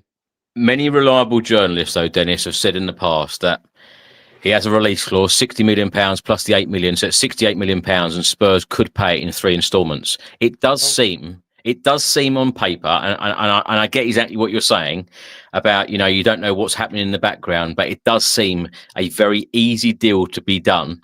You know exactly what figure you need to pay. It is just a matter of saying, there is the money. And this is why it seems like a no-brainer and quite a simple deal. And I know it's very easy for us to just sit here as fans and go, oh, get it done, pay the money, this, that, and the other. But when you've got a player sitting there who, in my opinion, Eze is like a player that is born to play for this football club. And, the quality that he has in so many areas of the pitch, I just think that he would be a fantastic addition, and he would get the fan base off the edge of their seats. He absolutely tore us apart at the end of last season at the Tottenham Hotspur Stadium. And, over the years, he's been a really, really good player, an experienced player in the Premier League. He knows how to win, just won the Charity Shield, won the FA Cup as well. I just see it as a no-brainer. I really do hope that Spurs do go all out. And I really do hope that we're not sitting here on the 1st of September saying, I can't believe we haven't got Eze again, because how many transfer windows have we been linked with this player? And it'll be really, really frustrating. But I feel like Thomas Frank, coming into Spurs, having taken the Spurs job, which is a huge job for him. He's done a great job in the Premier League with Brentford. Give the guy the opportunity to do something special with this club, because from what I've seen so far, and I tell you what, I've really changed my mind with Thomas Frank. I thought, okay, he's done a good job, but having gone on the pre-season games and watched all of the training sessions and watched all of the games in pre-season, I tell you, the guy is the energy that guy has got in that heat as well. He was running round in Hong Kong and South Korea. He was running round in those training sessions more than some of the players. The energy that guy possesses, incredible. Yeah, I know. And we were saying about even in the game against PSG. I know I wasn't one of Ange's greatest fans, but you always used to see Ange with his hands in his pockets, his arms folded on the edge of the touchline.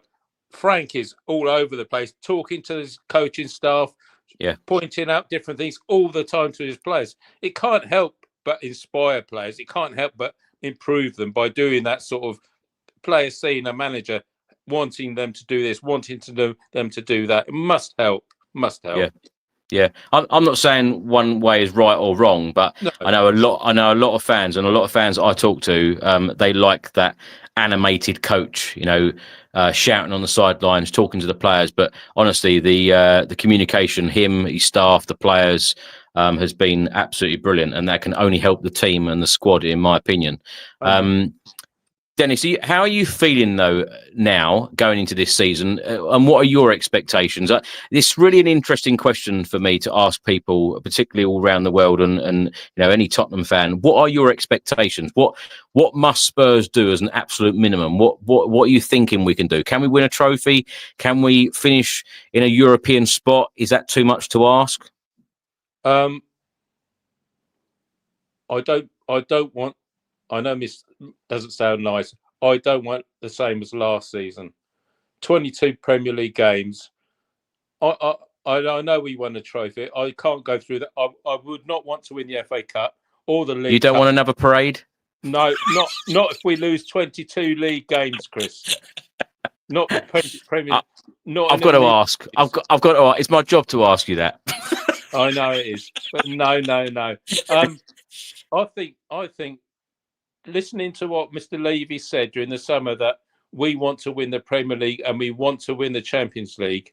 Yeah, he wants European football next year. I know he got it this year, but he has got to put his hands in his pocket and say to the manager, he might not have been said to Frank, you've got to get us European places, but if he gets top-notch, ready, proven players, that is a message to the manager. Look, we've given you the goods, you need to deliver. Now, I know it's a lot of pressure, but I think European football, we have to go for that. We have to. If we've got to keep up with as you've already alluded to, what Arsenal, Man City, Liverpool and Chelsea have all spent, we have fallen further behind them. It's not just them. It's not just those though, Dennis. No. It's all the teams that finish mid-table as well. So everyone has gone out and not only spent money, they've signed some really decent players. Everyone is strengthened. I tell you, the Premier League, it does seem very exciting. I know it's starting Friday, Liverpool v Bournemouth, but it does seem very exciting because every team has gone out and signed some really decent players. So, as I said on the channel in the last couple of weeks, I feel like Spurs had so much to do at the start of the window. And we are now playing catch up. So these couple of weeks, and let this be the last question to you. In these last couple of weeks, what are you expecting in the transfer window? What will you be at the end of the window? What does Spurs need to do now in these few weeks for you to be happy? Minimum of 3 players, definitely a number 10, definitely a striker of note. Whether there's one about left anymore, Chris, to buy, I don't know.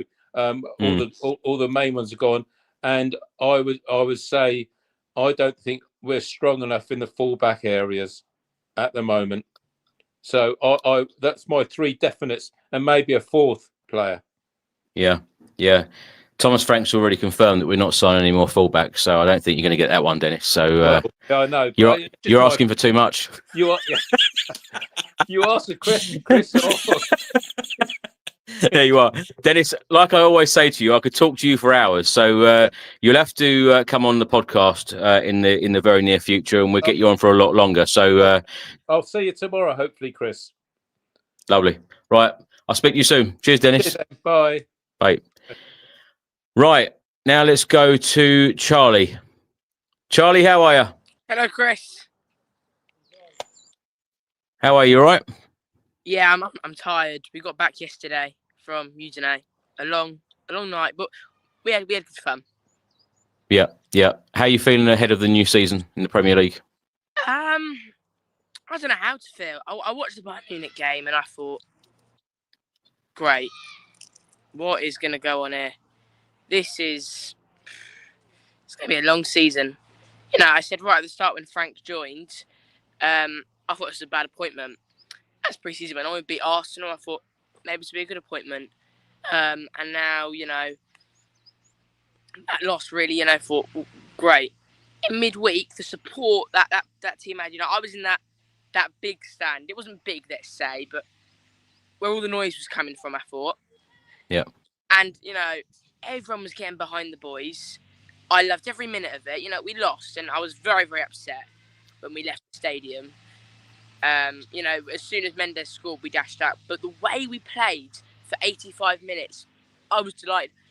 You know, every summer, we're bringing about 5 players, let's say. Yeah, Chris? Do you know what, Charlie? Sorry to interrupt. So you said you were happy with how he played. There was definitely that feel of being disappointed with how we lost, but very proud of how we played. So if that was a league game, I'd have come out of that. Wow, brilliant! So delighted with that. We might not have got a win, but we played really, really well. But in a competition, you know, in a final, I struggled to come out of those games joyfully.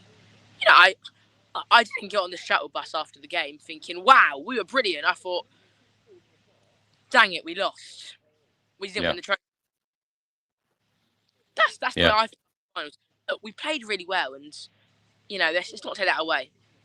But as I was saying, we sign 5 players every window, normally, every summer. We sign 2 in January, normally. But those 5 players, 3 of them normally do okay. 1 does very well. 1, normally, the Emerson Royale, doesn't do too well. So far, let's say, you know, we've signed Koto to Kai, but I don't think he's going to play that much. Obviously, Danso and Telly are made permanent, but for me, they're still January. It's Palhinha and Kudus who are like the main signings, really. Both of them looked incredible. You know, everyone's saying how well Kudus played. You know, my mum was actually watching the game. She never watches Tottenham, but because I was there, she was trying to spot me. And she called me after the game and said, look, that Kudus is really, really good. Which he was. And, you know, everyone online I see talking about how well he played. But no one is talking about how well João Palhinha played. Yeah. I've lost my voice, Chris. I was going so crazy at that game. João Palhinha was world class. No one is talking. He was like Rodri in that game. If he plays like that every week, 27 million is going to feel like £27. Charlie, talk to me about your trip in Italy, because there's nothing like going to away games, particularly when we're playing cup finals. Oh, there's nothing like going to an away game without a hotel, no accommodation or anything, and, you know, having to face the fact that we lost. But it was an amazing trip. We got to see the Rialta and San Marco, the cathedral. You know, my granddad was really happy. He said, you know, he kept telling me, you know, what I hear online is see Venice and die. And, you know, I'm really happy for him that he saw it, because I know he really wanted to go there for a long time. And I loved it, honestly. It's such a fascinating city. Udine. I'll tell you a little story, Chris. You're going to like this. First of all, went to the cathedral. Very, very nice. I thought Udine was very, very nice. UEFA never, ever put another final there, because the transport was awful. I thought the stadium, please don't send me there again. I want to go on holiday there, but not to a final. But so we got to the trophies. You know the trophies, Chris? Yeah. I like this. So we got there. We got there at 4:30. They closed it all off. The security guard in Italian started. My granddad can speak Italian, so he was speaking to him. He goes, but I could kind of understand. He was going, Trophies must go stadium at 5. I go, it's not 5, it's 4:30. He goes, trophies must go stadium at 5. We go, we got tickets for the game. It's 4:30, can we see them? Trophies must go stadium at 5. We just walk off. We're like, nah, we can't be asked. Oh, I see a little back entrance. We go through there, get to the back of the queue. The guy goes, you probably guessed what he said, Chris. So we're about to walk off. My granddad just jumped in the middle of the queue. So you saw the trophies? And we got a picture, but we just had to jump in. I was talking about the journey. I can't wait to see the trophies, and we were like, they were closing us off. And to be fair, I have no problem with what we did. I don't think many people would. We were just jumping in the middle of a queue when, we come all this way. This is one of the best attractions there at the time. And, what was the worst that could have happened? No, you can't see him. Go away. Well, Charlie, you saw more than I did because I went to the fan zone. I was talking to so many people there, and when I was having a, chat and a laugh with various different people that I know and some people that I didn't, it was like, I'm going to go over to see the trophies now, and which was a 5-minute walk away, and they kept saying, have another pint. So we did. And then all of a sudden someone come and said the trophies are gone. So I was quite disappointed. So you were lucky to see them. How many of the, talking about Venice, I know we're going a little bit off topic here. Venice, 428 bridges there. How many did you get over? Didn't count. I mean, you in that area, Chris? I think I saw your video, actually. You were at the San Marco, weren't you? Yeah. Cathedral. So you were obviously in that area at one point. I've never seen so many shops. Yeah, it's very expensive there. I wick. I'm at the Eden Centre, and my nanny lives in Lakeside. There's Lakeside, so I'm used to seeing shopping centres. This wasn't a shopping centre. This was a market, huge, and it was lovely. I mean, we got there at 4 a.m. We were looking to eat. We were walking around trying to find a cafe that was open for 3 hours. But yeah, honestly, the amount of bridges is so lovely. We got to go on a boat. I had such a good time. I got to try pizza. Venice is lovely. Like I said earlier, and like my granddad was saying, see Venice, and I can always think, oh, I've been there. Yeah, wow, what an amazing city. Charlie, last question for you. Give us a score prediction for the Burnley game. Well, I've got 2 things, actually. Firstly, we need to get these signings over the line. Eze, if we don't give up, Tottenham. Give up. I can't go another window of hearing Eze. I want him. We need a new face, Chris. We need a new face. Sonny's left. We had Tottenham. There isn't a face. There isn't that. That's a world-class player. We got Romero and Van der Ven, who I think are world-class. But you don't hear Liverpool fans going, oh, we've got Virgil van Dijk. You hear them going, we've got Mohamed Salah. So we need a new face. Score, it's going to be 1-0 to us. Burnley are not going to score. They're going to score 1. Burnley are just going to defend. That's what Scotty's going to do. And honestly, I have nothing against them doing that. It will annoy me tomorrow and I'll be shouting, you don't know what you're doing. This isn't football. But at the end of the day, it's got their best chance to turn up. I think they'll go down. But it'll be 1-0. And then finally, Chris, I sent you an email earlier today. Thank you so much for letting me do the player ratings. I love doing it after every game because normally I'm doing a match day vlog after every home game. And then there's like 4 weeks off. And I'm like, well, great. 4 weeks, no video. But no, now I get to do a video every week, which makes me really happy. So thank you, Chris. No problem. I'm really struggling to get this video to you because my storage is packed up from Venice and Usine. I'll get back to you later on that, Charlie. Yeah. Perfect. Yeah. Thank you very much. And I was also wondering, quick recommendation for you, Chris. Obviously, I'm very, very excited for this. I know I'm going over the top here, the amount I'm talking. You need to do an FBL show, I think. I would love to host an FBL show on your channel every week. Hear your FBL stuff because I cannot wait for it, Chris. I've been waiting months for it to come out. But obviously, if you don't want to, it's fine. And I also one last thing. Matthew's tell. I am honestly disgusted with some of the stuff I've heard. Yeah. I'm not going to sit here and say he actually played well because he didn't. But we can't be doing that. And I said something on my channel. At the time, I didn't understand that this had all happened. I said, never play him again. He's rubbish, and I'm not gonna come back from that. I don't think he's a very good player after what I saw. I hope he can improve, and if he can improve, I'll take my comments back. But what some fans are doing in his Instagram comment section is completely disgusting, and I really hope that never ever happens again to any player. Anyway, Chris, I'm very sorry for going over the top. Thank you for having me on, and yeah, I'll get back to you later. Charlie, we'll speak to you soon. Thank you so much. And I echo exactly what Charlie said there about it is completely unacceptable for any abuse online.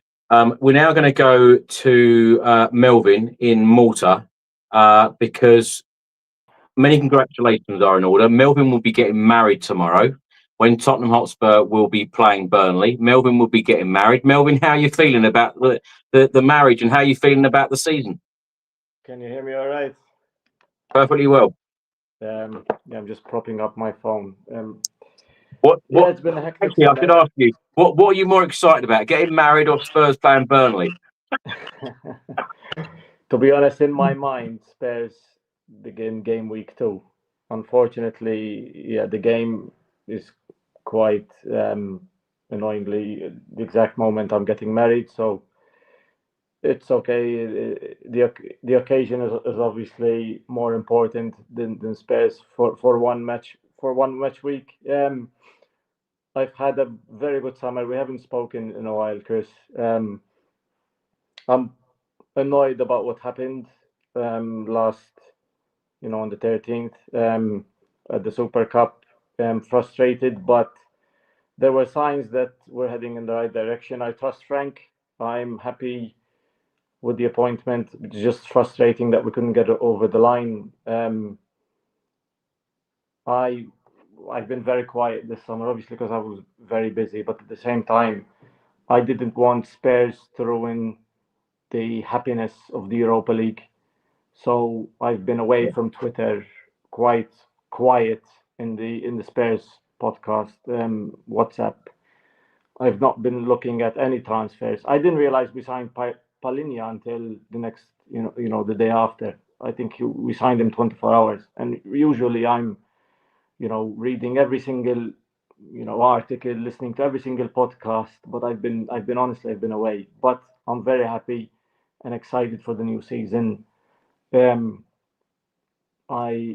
I want to get into the excitement and the groove of talking about Spurs again, analyzing what's going on. But it's a shame we couldn't, the summer would have been sweeter if we lifted another trophy, but it is what it is. I'm very disappointed what happened to Tell. He doesn't deserve that. No one deserves that. Not even, it's not the right way. And I didn't think, Spurs fans would sit down to that level. It's not nice. It's not humane. It's not the right thing to do. So whoever's done that, shame on you. It's not what we're about. I loved seeing the photos of you guys before the Super Cup final. It brought me back memories of Bilbao. Obviously, I wished I was there, and I was jealous that you were having a beers with the boys. Credit to you as well for going everywhere as usual. I don't know still how you do it. Neither do I. Melvin, I love guests like you because you just come on and talk. You make my life so much easier when you just talk. What are you? How are you feeling ahead of the new season though? Because like so many people have come on today, and it seems to be a very common theme where everyone is saying, "Look, we need a couple more signings in." I think we have a very strong 11, as we saw against PSG. I mean, we were very, very physical, which I was very impressed with. I think the physicality of the team in the Premier League is very important, something that Frank, I think, will exploit. I think we have good players. We just need to add a few more. I think when the substitutions came in against PSG, I think the depth and the lack of quality, the difference was too much.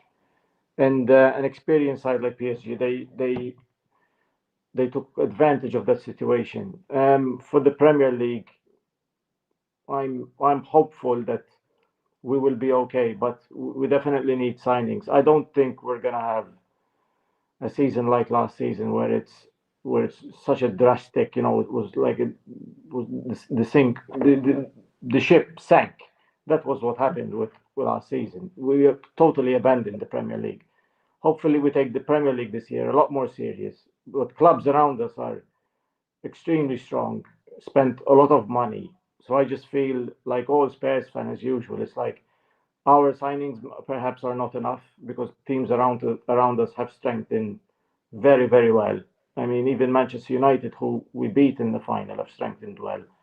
So it's going to be challenging for us not only to rise at the top half of the Premier League table, to challenge where we want to be within the top four, and eventually a shout within winning the Premier League, which is what our chairman and Daniel Levy, who I've also been angry with all summer, said we want to compete. He wants to win the Premier League, so he needs to give us the tools to be able to do so.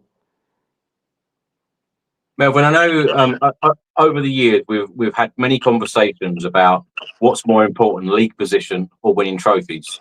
Now, since the 21st of May, obviously you were at the Europa League final, and that parade was just something else. Have you changed your mind about league positions now, or is it all about the trophies for you? I don't think I was on the position where I valued league position rather than trophies. I think for years I've told you, Chris, we've not seen the proper size of Tottenham Hotspur until we win a trophy. And I said to you, I want to see the high road, what will happen. And we did. And Postecoglou showed us the size of our club. And we are huge, we are massive, because we were able to outnumber Manchester United in Bilbao in 2 days' time, while the stadium was full of people. And in a few days, there was, I don't know how many people outside the high road. I certainly didn't make it in time for the parade because it was impossible to get to Bilbao. So we saw the proper size of this football club. So I will never, never, never say no to a trophy. I mean, I would have loved us to win the Super Cup.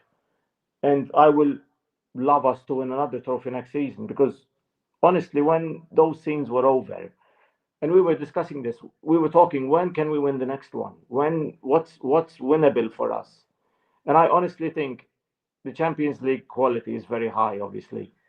Yeah. I wouldn't mind being back in the Europa League next season, or Conference League, or back in the Champions League, because they're all winnable trophies. Every single trophy is winnable. We have a very good squad of young players, and they will be hungry to win again. And I'm sure Frank, they will put pressure on him to win. There needs to be pressure within the board. Listen, we want to improve, but also you have to win a trophy. We cannot go another 17 years without winning a trophy. The drought has to be now a yearly thing. It has to be within the top of the club, has to be from Levy. You have to win every year something, or get to a final, get close, be within. We have to become a winning club. Melvin, last question, and it's not about Tottenham. I want to know what you're doing this evening. How you? Is it a quiet one? Is it a couple of beers with a couple of friends? What are you doing? There's a feast in Gozo. It's called Santa Maria, which is a massive feast. A lot of people stop, and there's going to be a massive fireworks show in Malta, and where I'm from, Gozo. And we're just gonna go, sit down somewhere and just watch the fireworks. And an easy one today, and tomorrow the big day. And I'll send you and the boys some photos, and maybe you can see something on my social media if you follow me on Instagram. But yeah, obviously one of the happiest days of my life coming up. It's 2 in the same season, which is, I think, winning a trophy the same year I'm getting married is going to be special. And I thought it was a message from God, from above, that Spurs win a trophy the same year that I get married, which I'm very, very happy about, obviously. Well, Melvin, from myself and my family, and of course the Spurs Chat podcast family, we wish you all of the very best. You and Manuela, wishing you a fantastic day and a lot of happiness. Thank you. Congratulations. Thank you, guys. Thank you. All the best.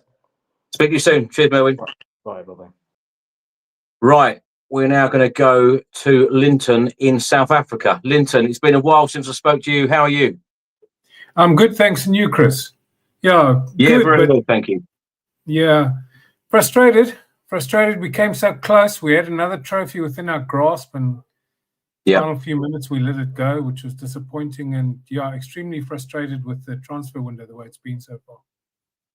Linton, what are your expectations of this transfer window? Because most people, if not all, guests this evening have said that we need a couple more in the transfer market. But overall, people do seem to be very optimistic about the season, and in particular, Thomas Frank. Oh, Thomas Frank is brilliant. I've liked him from the time he was at Brentford, and I've always just liked him. I just liked his style of play. I like his adaptability, and so it's going to be, and he's going to make us, as he did with Brentford, make us more difficult to beat. So, and we're not as open at the back as we were with Ange, So, yeah, he's tightened that up immediately. That's sort of been a priority, I think. And then, of course, set pieces is important as well, which was overlooked under Ange. Linton, is there anything that you've been surprised with over the course of the pre-season and going into this Premier League campaign? What are your expectations? What surprised me is Kudus. Look, I know he was a good player for West Ham, but he had a bit of a slump last season. But it's like he's got a new hunger, a new motivation, and he's really going out there with all that he has, and he's been absolutely brilliant so far. And then I must say, the other night against PSG, Jed Spence was absolutely phenomenal, as was Pape Sarr. And I think Pape Sarr, I think he's going to have a big season this year. I really do. I think, he's one of the players that Frank is really going to improve, and I think he's really going to shine this year. Yeah, it's nice to see him in those forward areas, Linton, isn't it? I completely agree. I think that he has been one of the standout players in pre-season so far, Pape Sarr. Is this the season where he moves up to that next level? I think it is. The thing about Thomas Frank, he's renowned for improving players, and we've got a lot of young talent, really brilliant talent in the club. Pape Sarr, one of them, Bergville, Archie Gray. Archie Gray is a player that he wanted at Brentford. So I think he's really going to put in the effort between him and Justin Cochrane. I think they're really going to improve those youngsters, and I think they are. I think all of them are going to move up a level, and but it does take time. It's not a few training sessions to improve them. But if you see the work that's been done and the improvement, even from, because they asked him after the Bayern game whether we were going to be ready for PSG, and he said we'll be 100% ready. And I thought, really, after that defeat, not so sure. But really, in that week, I mean, they must have put in a phenomenal amount of work, because I just thought I was so proud of the way the boys played the other night. And when Romero scored that second goal, I was jumping up and down. I thought, we've got another trophy. But unfortunately, we couldn't see it through. But it's no slight on Frank, and it's certainly not on the players, because they all put it all in. So they left it all out there. So yeah, they can't be faulted for that. Linton, in terms of league position, of course, none of us enjoyed those 22 league defeats, but of course, the season finished on a real high, winning the Europa League. Regarding league position, does it matter to you? Does it matter how we perform in league competition if we finish again with a trophy at the end of the season? So I know I've asked this question to a couple of others already this evening, but if Spurs were to finish, low down in the table, but nowhere near the relegation zone, but we won a trophy, is it about the progression for you, or is it just about the success, that trophy parade again? Chris, it's a balance. We don't want to go through 22 league defeats and finish 17th again. But we just have to look at the size of the squad, quite frankly, and we don't have the the squad to compete at all levels, despite what Daniel Levy says, that he wants to compete at all levels. So if we get a few in, then winning a trophy and finishing in a respectable position in the league is very possible. With the squad we have at the moment, it's kind of a trade-off, almost what Ange did last year. You know, as you said earlier, he sacrificed his job to win a trophy. Yeah. So, you know, at the moment, it's one or the other. If we get 3 players in and 3 quality players, I mean, you know, then it's possible that we could compete. You know, personally, I think if we finish 7th in the league, if we get to the knockout stages of the Champions League and we go deep in the cups and hopefully get to a final in one of them, I think that would be an outstanding season. Okay, Linton, last question for you. So if Spurs were to finish 7th, who's finishing above us? All right, so you've got Liverpool, you've got Man City, you've got Chelsea, and that other lot. Forgotten their name now. And then I don't know. It's going to be a toss-up. It'd be interesting to see how Man United perform this year after the signings that they've made, and so they could be not challenging for a top 4, I don't think, but you know, challenging for top 7. And then you've got Newcastle and Villa. So I think it's going to be quite there's certainly going to be competition for places, not just sort of in the top 4 or 5, but certainly in the top 8. There's certainly going to be competition, and that's why getting signings in is imperative, because I mean, you know, as you've said, you know, so many teams, even Sunderland have strengthened. So, you know, we're really lagging behind. And you know, I know that the Morgan Gibbs White thing kept us sort of delayed for 2 weeks, 2.5 weeks, but we should have had a plan B. We should have been going after plan B when it, you know, was becoming obvious that we weren't going to get him. So it's not really an excuse. I would think that the club would have lists for the positions that they're after. You know, lists of he's my first choice, he's my second choice, my third choice, and be, you know, already contacting the second and third choices when it looks doubtful that you're going to get your first choice. You know, so, and you know, ideally, what you want is to have all your players in so they can have a full pre-season under Frank. You know, especially under a new manager, you want your new signings in. That, you know, fortunately we got Kudus in quite early, and so you want them to have a full pre-season under the manager and learn everything. So, but yeah, maybe we support Tottenham and we know we do our business late. So, yeah. Yeah, it's a great point, Linton, because even previous managers, it's been really important to them, and I completely get it. And as you've just stated, you know, to be on that plane when you go into the likes of Hong Kong, South Korea, is really important, because pre-season is very, very important to football managers, football coaches. It's very important to have that full pre-season with the squad, and that fitness is really quite important as well for the season ahead. So I completely get it. It'd be interesting to see what Spurs do between now and the 1st of September, because there is a big expectation amongst the fan base, particularly when we've won the Europa League, and the fact that they've come out with that statement a number of times that we want to be competing on all fronts. We want to win the Premier League. We want to win the Champions League. And I feel like we are, you know, with respect, a million miles away from that right now. You know, because so many clubs are strengthened, like you've stated, and that's absolutely spot on. Linton, always great to talk to you. Have a great weekend, and we'll talk to you very soon. Thank you, Chris. Cheers. Go well. Cheers. Right, we're now going to go to. We've got 4 guests left: Gary, Steve, and we've got Steve as well. So, Steve, we're going to come to you. How are you, Steve? I'm good, mate. How are you? Yes, very good, thank you. How are you feeling, Steve, ahead of the new season? Optimistic. Well, you can be, really. Optimistic and excited. Obviously, the other night, the result wasn't what we wanted, but I was so proud of what the lads did the other night. You know, it was such a good performance. And we were 75 seconds away from winning another trophy. So, So yeah, I was a lot of positive to take from the other night. So yeah, I'm excited, really excited and optimistic. But like I say, we start this every season, don't we? So Has your feeling changed anyway, Steve? Whether has it become more positive? So from Thomas Frank being appointed as Spurs boss to now, being a day before our Premier League season starts, has it changed in any way from what you have seen during pre-season?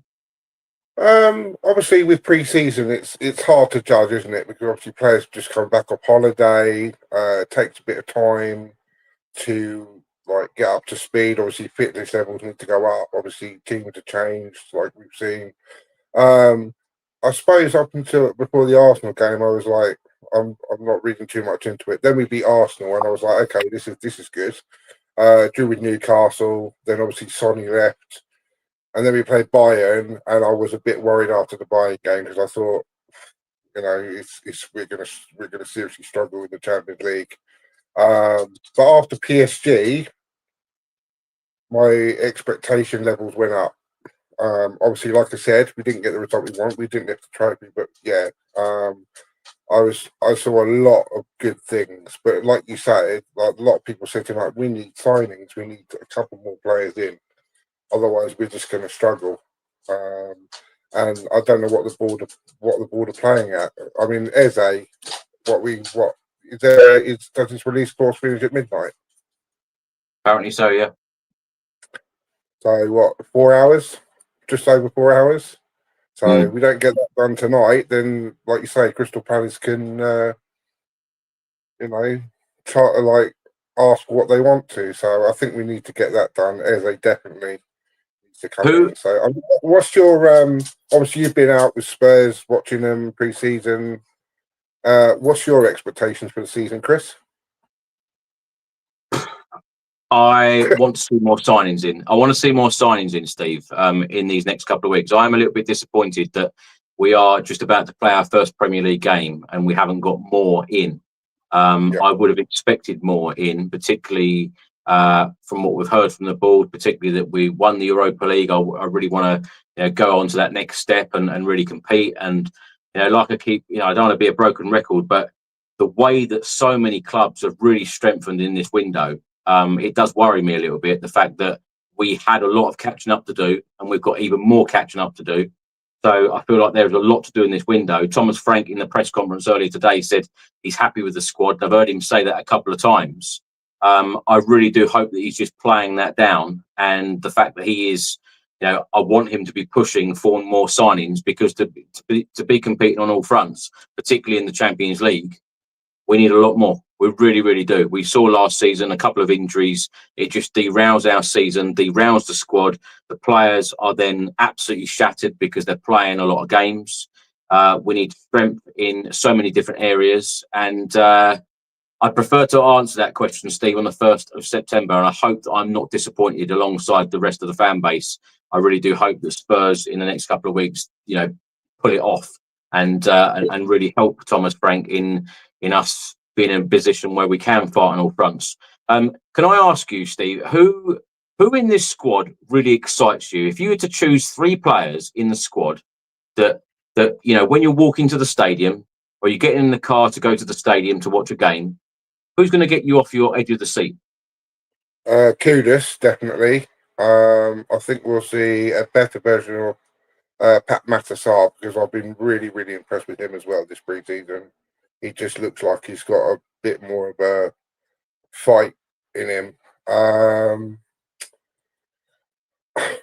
I know he's not signed yet, but if we signed Eze, he'll definitely get us off our seats. I mean, it's a bit frustrating because, like I say, we signed Eze.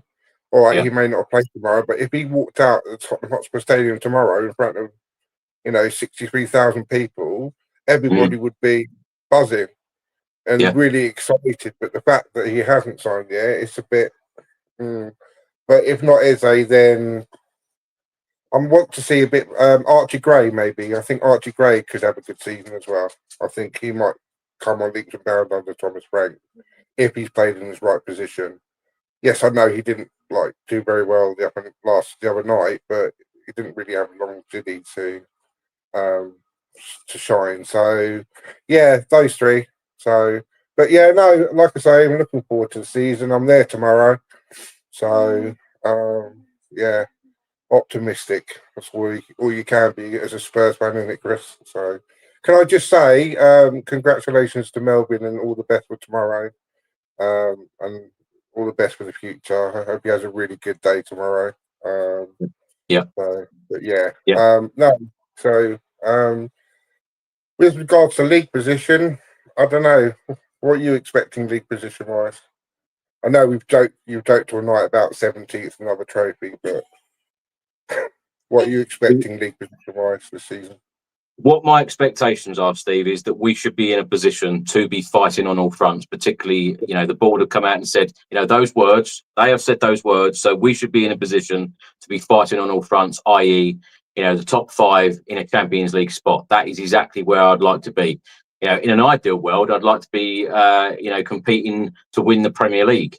But how far away we are from that, it could be some time, being realistic about it. But a club like Spurs, we should be competing for a Champions League spot. But after that trophy success in May, I just want to see more trophies in the door. I don't care what they are: League Cup, FA Cup, a European title, or a Premier League. I want to be in that conversation. I want us to be there all the time. To experience that trophy parade as we all did, it was incredible, and that's where we need to be year after year after year. Going for trophies, and that's exactly where some of these players will want to be. Romero as captain, he will want to be lifting trophies. I'm sure Romero as captain now will be pushing the club and having those conversations himself as the captain. I feel like that is a really important fact, that he will be saying, well, come on, we need to be competing as well. I don't think it's only the board and the likes of Levy and Venkatesham saying to us fans in these videos, and Thomas Frank in a press conference. I believe that Romero will be saying behind the scenes, look, come on, we need to be doing something here to be competing. So we should be competing, Steve. That's another question perhaps we ought to or another conversation we ought to have after the 1st of September, after the transfer window, where Spurs realistically should finish, having done or not done the business we should have done or did do in the transfer market.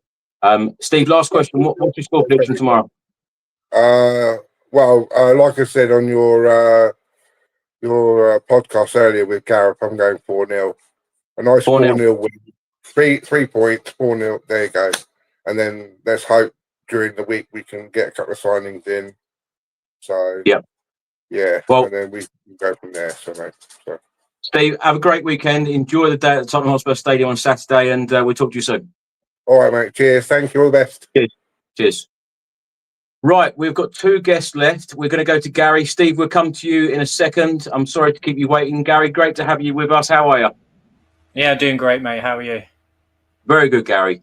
How are you feeling, Gary? I can't believe the Premier League season, the summer just seems to whiz by. The Premier League is back. Tottenham are playing at Tottenham Hotspur Stadium on Saturday against Burnley. Surely Spurs are going to start with 3 points. I certainly hope so. I'm going to be there. I don't want to go home, a quick drive up to Cambridge and with a defeat or a draw. But yeah, very optimistic about the start of the season. I think Thomas Frank's a fantastic coach anyway, but like you said, we don't feel like we've had a break from football. And as a fan of all sort of football in different countries, it's great for me. I've watched nearly every Club World Cup. I was lucky enough to be with DAZN for the World Cup, Club World Cup, and got to watch a couple of games with them. And I can't consume enough football. So for me, it's great to have it back. Obviously, we've got, 15, 20 minutes till it officially starts. But, the proper game is tomorrow at 3 o'clock at the Tottenham Hotspur Stadium. Gary, how are you feeling about the squad in general and what you've seen of Thomas Frank during pre-season? Are you excited about this season? Or, like so many guests, if not all of the guests tonight, have come out and said, look, we need a couple more players in to really compete, because we saw last season a couple of injuries. It can very easily derail the squad, derail the season. We saw that under Ange Postecoglou in the last couple of years. Spurs have already got a number of injuries under Thomas Frank during his very short tenure so far. It's so important, the depth, isn't it? Yeah, especially when you're going into a Europe Champions League. It's a different kettle of fish. last season, Dominic Solanke, for instance, played 45 games. That we're probably going to play even more this season. We definitely need more quality. I think it showed slightly on Wednesday that just in the forward lines, especially when Solanke and Tell came on, that we wasn't able to relieve that pressure from clearing the ball. Richarlison could hold it up and just literally just win a cheeky foul that Harry Kane would always do. And that relieves so much pressure and time. And that's what we need in games is time, especially when we're winning. So we definitely need one or two more in. My main worry is unlocking teams that are going to sit back. Tomorrow, we're going to see that. We're going to obviously going to go with a team that's going to play potentially a back five. Kyle Walker is, the right of the three. So I'm a little bit concerned of where that creativeness might come from in the middle. Kudus, I think, is probably going to be that one for tomorrow, but I don't see him there long term. I think for all of us, ideal scenario is, in the next hour we get a here we go and Eze's signed, and then he comes out tomorrow with the shirt raised, and that gives us all an extra boost. But we definitely need more quality coming on from the bench and proven winners. Eze's a proven winner now. He's gone and won 2 cup finals in a row. And playing with younger players, you need that in your squad. You need to look at your Romeros and go, hang on a minute, this guy's won the World Cup here. We need to listen to him. And we need winners. We need that now in our squad. How confident are you, Gary, that Spurs will get this Eze deal over the line? I've been wanting him for about 3 years. I feel like every season someone's asked me, it's like, I want Eze. I've only really started doing the podcast in the last few weeks. Everyone keeps asking me who do I want. It's always the first answer to that has always been Eze. My concern is it's dragging, but we always drag deals out. I think what'll end up happening is we'll end up just paying that release clause. I feel like that. I feel that's kind of where it's gone. And if reports have come out today saying that, he's told them he wants to leave and come to Tottenham, I think that we've got that one foot in the door. Interestingly, though, I was at the Crystal Palace game at the end of last season, and he came out and was signing autographs to pretty much every Tottenham fan. And the amount of fans there were saying, come play for us, come play for us. And he was sort of smiling and, winking and things like that. That really, I thought, wow, I've never seen that of an away player do that. And I feel like he wants to play for the club. I really hope that he does. There's always that little inkling, isn't there, in the back of your mind when you think, are we going to actually get this? It's Tottenham, so probably not. Gary, of course, there's been a lot of talk, particularly the last week or two, about Savinho and about Eze. How disappointed would you be as a Spurs fan if Spurs failed to get both of these deals over the line? Yeah, I'd be very disappointed, especially with, you've got reports coming out that both of them want to come. Savinho is apparently not in tomorrow's team. He's training alone. Agents flown in. That all rings, he wants to leave and he's interested in where he's going. Eze apparently saying the same. So for me, all the indicators are there. You can come, you can play pretty much every week. You're in the Champions League. You're an outstanding manager that's going to develop you. It's there. I would be very disheartened if we don't get both or at least one of them over the line. If we don't, it feels like these videos that were put out that have been fantastic but very well produced of saying we want to win the Champions League and the Premier League, that's just words again. Actions, unfortunately, now have to speak louder because they have said that, not us. We expect that. They've now put that in the forefront of everybody's mind, and these are the signings we have to make. It's a really good point, Gary. Yeah, last question for you. So talking about the board, where do you stand on the board at Tottenham? Because, like you just said, it's them who have come out and said, we want to be fighting on all fronts. And when you sack a manager for winning a trophy, it feels like this is what Chelsea have done many, many times over the years. This is not the sort of thing that Spurs do. Someone delivers you a trophy, first European trophy after 41 years. I know there's a massive debate and a massive divide in the Spurs fan base, whether Ange should have got the sack or whether he should have got a third season. That's fair enough. But what I'm talking about is delivering a trophy and then the board coming out and saying that, you know, we want to be fighting on all fronts. But in fairness and being realistic about it, did we have the squad last year to be fighting on all fronts? No, we didn't.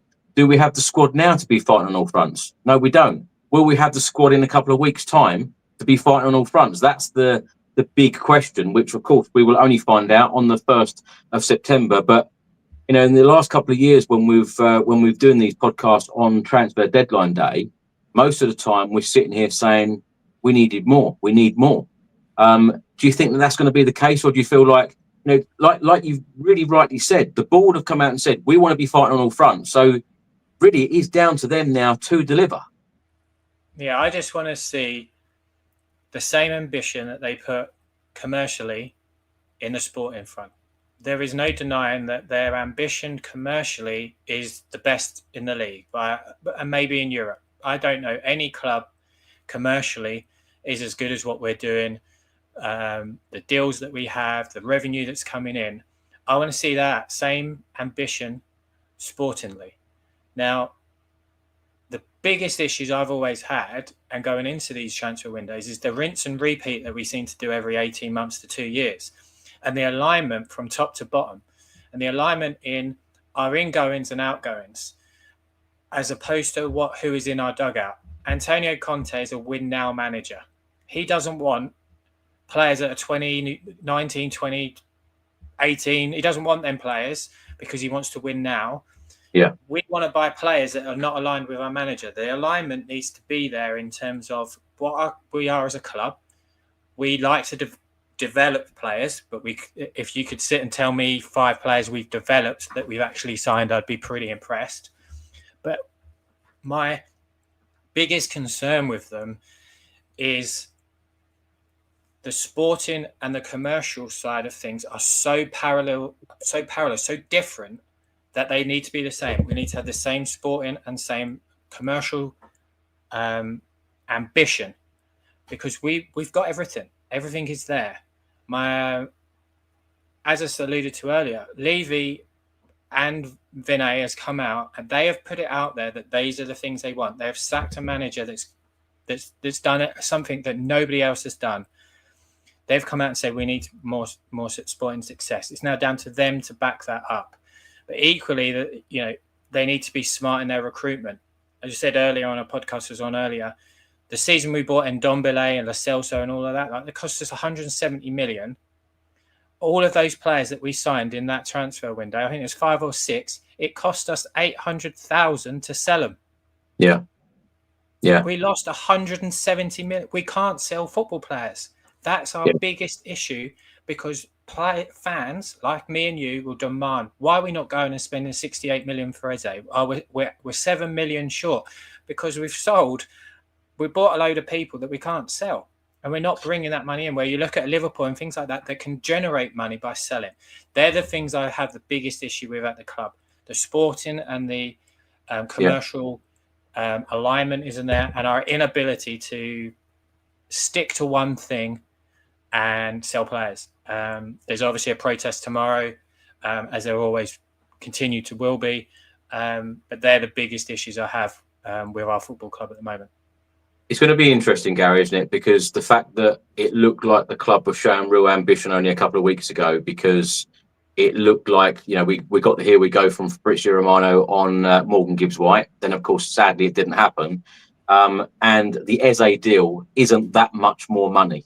So you would hope and you would feel like if the club were going to show ambition and back Thomas Frank for next season, so we can fight on all fronts, you know, you'd hope that a few £1 million wouldn't matter and they would get this deal done. And like I've said throughout this podcast so far this evening, that the feel-good factor in, you know, winning someone like Eze out in front of our home fans, I tell you what, people would be off their seats. They'd be absolutely delighted with a signing like that, because, you know, not only is he a player that can deliver, can dribble, can put one in the top corner, can assist, you know, he's a future star as well. And with, he's a game changer. You know, he's a game changer. Exactly right. Gary, always such a great guest. Thank you so much for joining me, and we look forward to having you on the channel again very, very soon. Yes, mate. Hopefully I'll see you tomorrow as well, and all the best for the rest of the night. Thank you so much. Cheers, Gary. Have a good weekend. Thank you. And you, mate. Oh, what have I done? Right.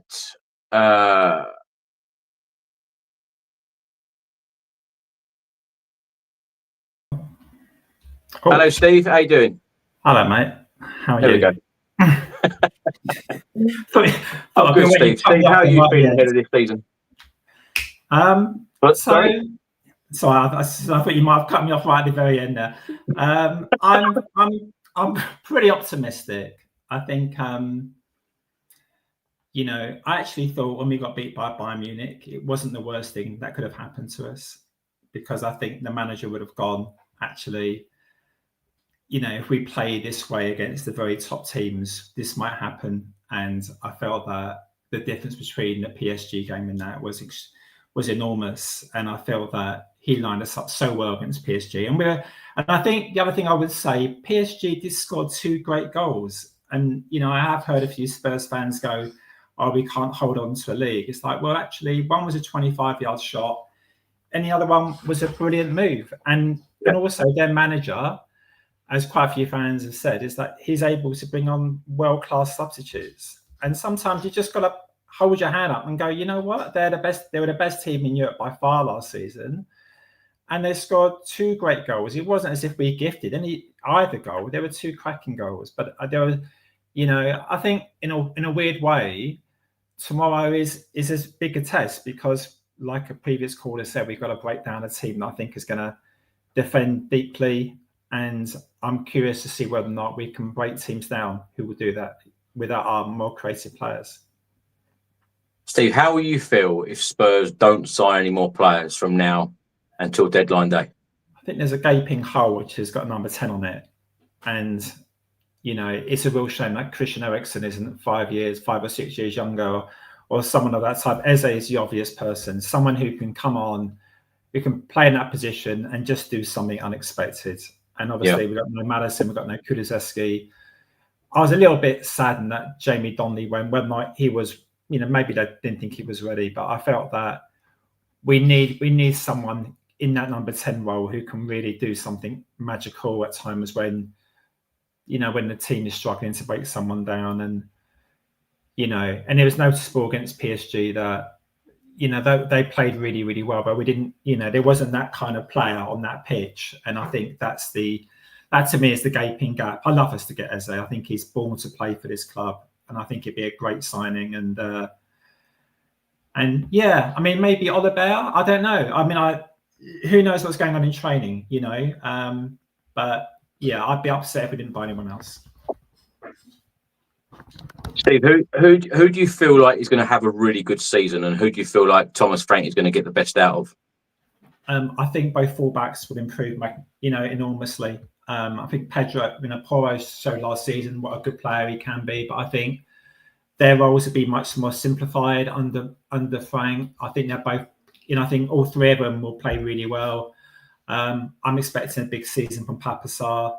I think if Bergvall can come in, stay fit, I think he'll have another good season. And weirdly enough, I think if Richarlison, who gets quite a lot of stick, I think if he can stay fit, I think he might do a lot better than people kind of, you know, he's often criticised because of his injuries. But I think, you know, he played really well again, I thought, on Wednesday. He needs to stay fit, doesn't he, for like 6 months. But I'm expecting an improvement pretty much from everyone, because I just feel that tactically they'll know more what they're doing. They'll be more tactically aware of what they're doing on the pitch. And you know, I think the one question mark for me is Johnson. I'm not sure how he'll fit in Thomas Frank's system, if at all. Yeah. It was very interesting actually the other night in the press conference post match. He was asked whether Thomas Frank was asked whether Brennan Johnson was injured, and he said no. And it was just a personal preference.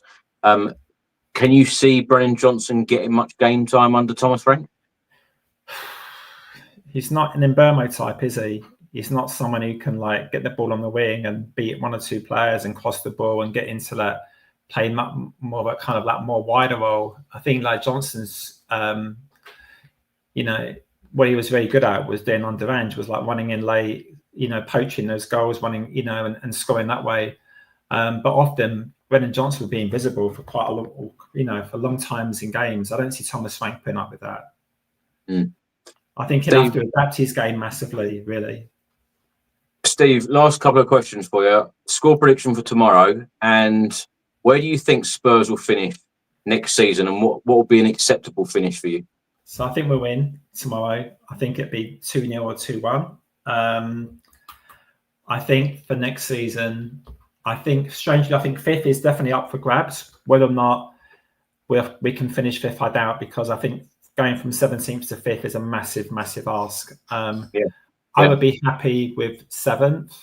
And I like us to have a really, really good go at the FA Cup. I know that often these things about who do you get in the draw, but I think, if we're doing reasonably well in the league, comfortable in the league, then, I think the FA Cup would be something to really, really go for. It's not won that since 1991. It's not great, is it? Honestly, every time we say that stat, last time we won the FA Cup, which was for a record 8th time in 1991, it's crazy. If you'd have said to me then, after we beat Forest, you had said to me, by the way, you won't win it again next 34 years. I'd have like, what? No. Of course, even by some fluke, we would win it. But but yeah, I mean, that'd be great, wouldn't it? That'd be another, brilliant day out, brilliant night out, whatever. But and also I do want us to. I don't want us to sacrifice league games, which I felt we did last season. And I think it was very noticeable on Wednesday that it was just refreshing for me not to watch our two centre backs run like Usain Bolt to get the ball back. As it's gone past them on the halfway line, and I feel that Romero and Mickey van der Ven should keep fitter this season, and I think they're the key for us having a good season. I think if those two can stay fit. I'm a great believer in centres of teams. Get those two, get Paulinho playing really well, obviously in front of them, and just get that creative midfield player. I really think that's the key for a really good season. But I'm looking forward to it, and I think that we have got a really good manager now, and but he needs to be getting a bit of time, and also some of the fans need to be a bit more patient, maybe, perhaps. There have been previous managers. Steve, thank you so much for joining us, and have a good weekend. And we'll talk to you soon. And you, mate. Take care. Cheers. Right, that is the end of the fan show, and the Premier League season is just about to start. So I'm going to go and watch the Liverpool v Bournemouth game. So I will be at the Tottenham Hotspur Stadium on Saturday. So do look out for updates on Saturday, as we will be facing Burnley at the Tottenham Hotspur Stadium, 3 p.m. kickoff UK time. As a lot of the guests have said today, everyone has been quite aligned with, they think that Spurs are going to win the game against Burnley. We're going to get off to a winning start in the Premier League. But most importantly, everyone has come out and said that we need a couple more players, and Thomas Frank really needs to be backed in this transfer window. So the remaining days of this transfer window are going to be very, very interesting. I'm personally hoping for another couple of signings in of real experience. Savinho, hopefully we can get that one done. The Eze deal, I've been talking about this one for years. Let's hope that one gets over the line, because I feel like he would bring so much quality to Tottenham Hotspur and to Thomas Frank and his system. Enjoy your weekend, everyone, and we will see you on another fan show very soon. We'll be back with the Spurs Chat podcast on Saturday after the Burnley game. As I said, stay safe and well. Have a good weekend. Come on, you Spurs.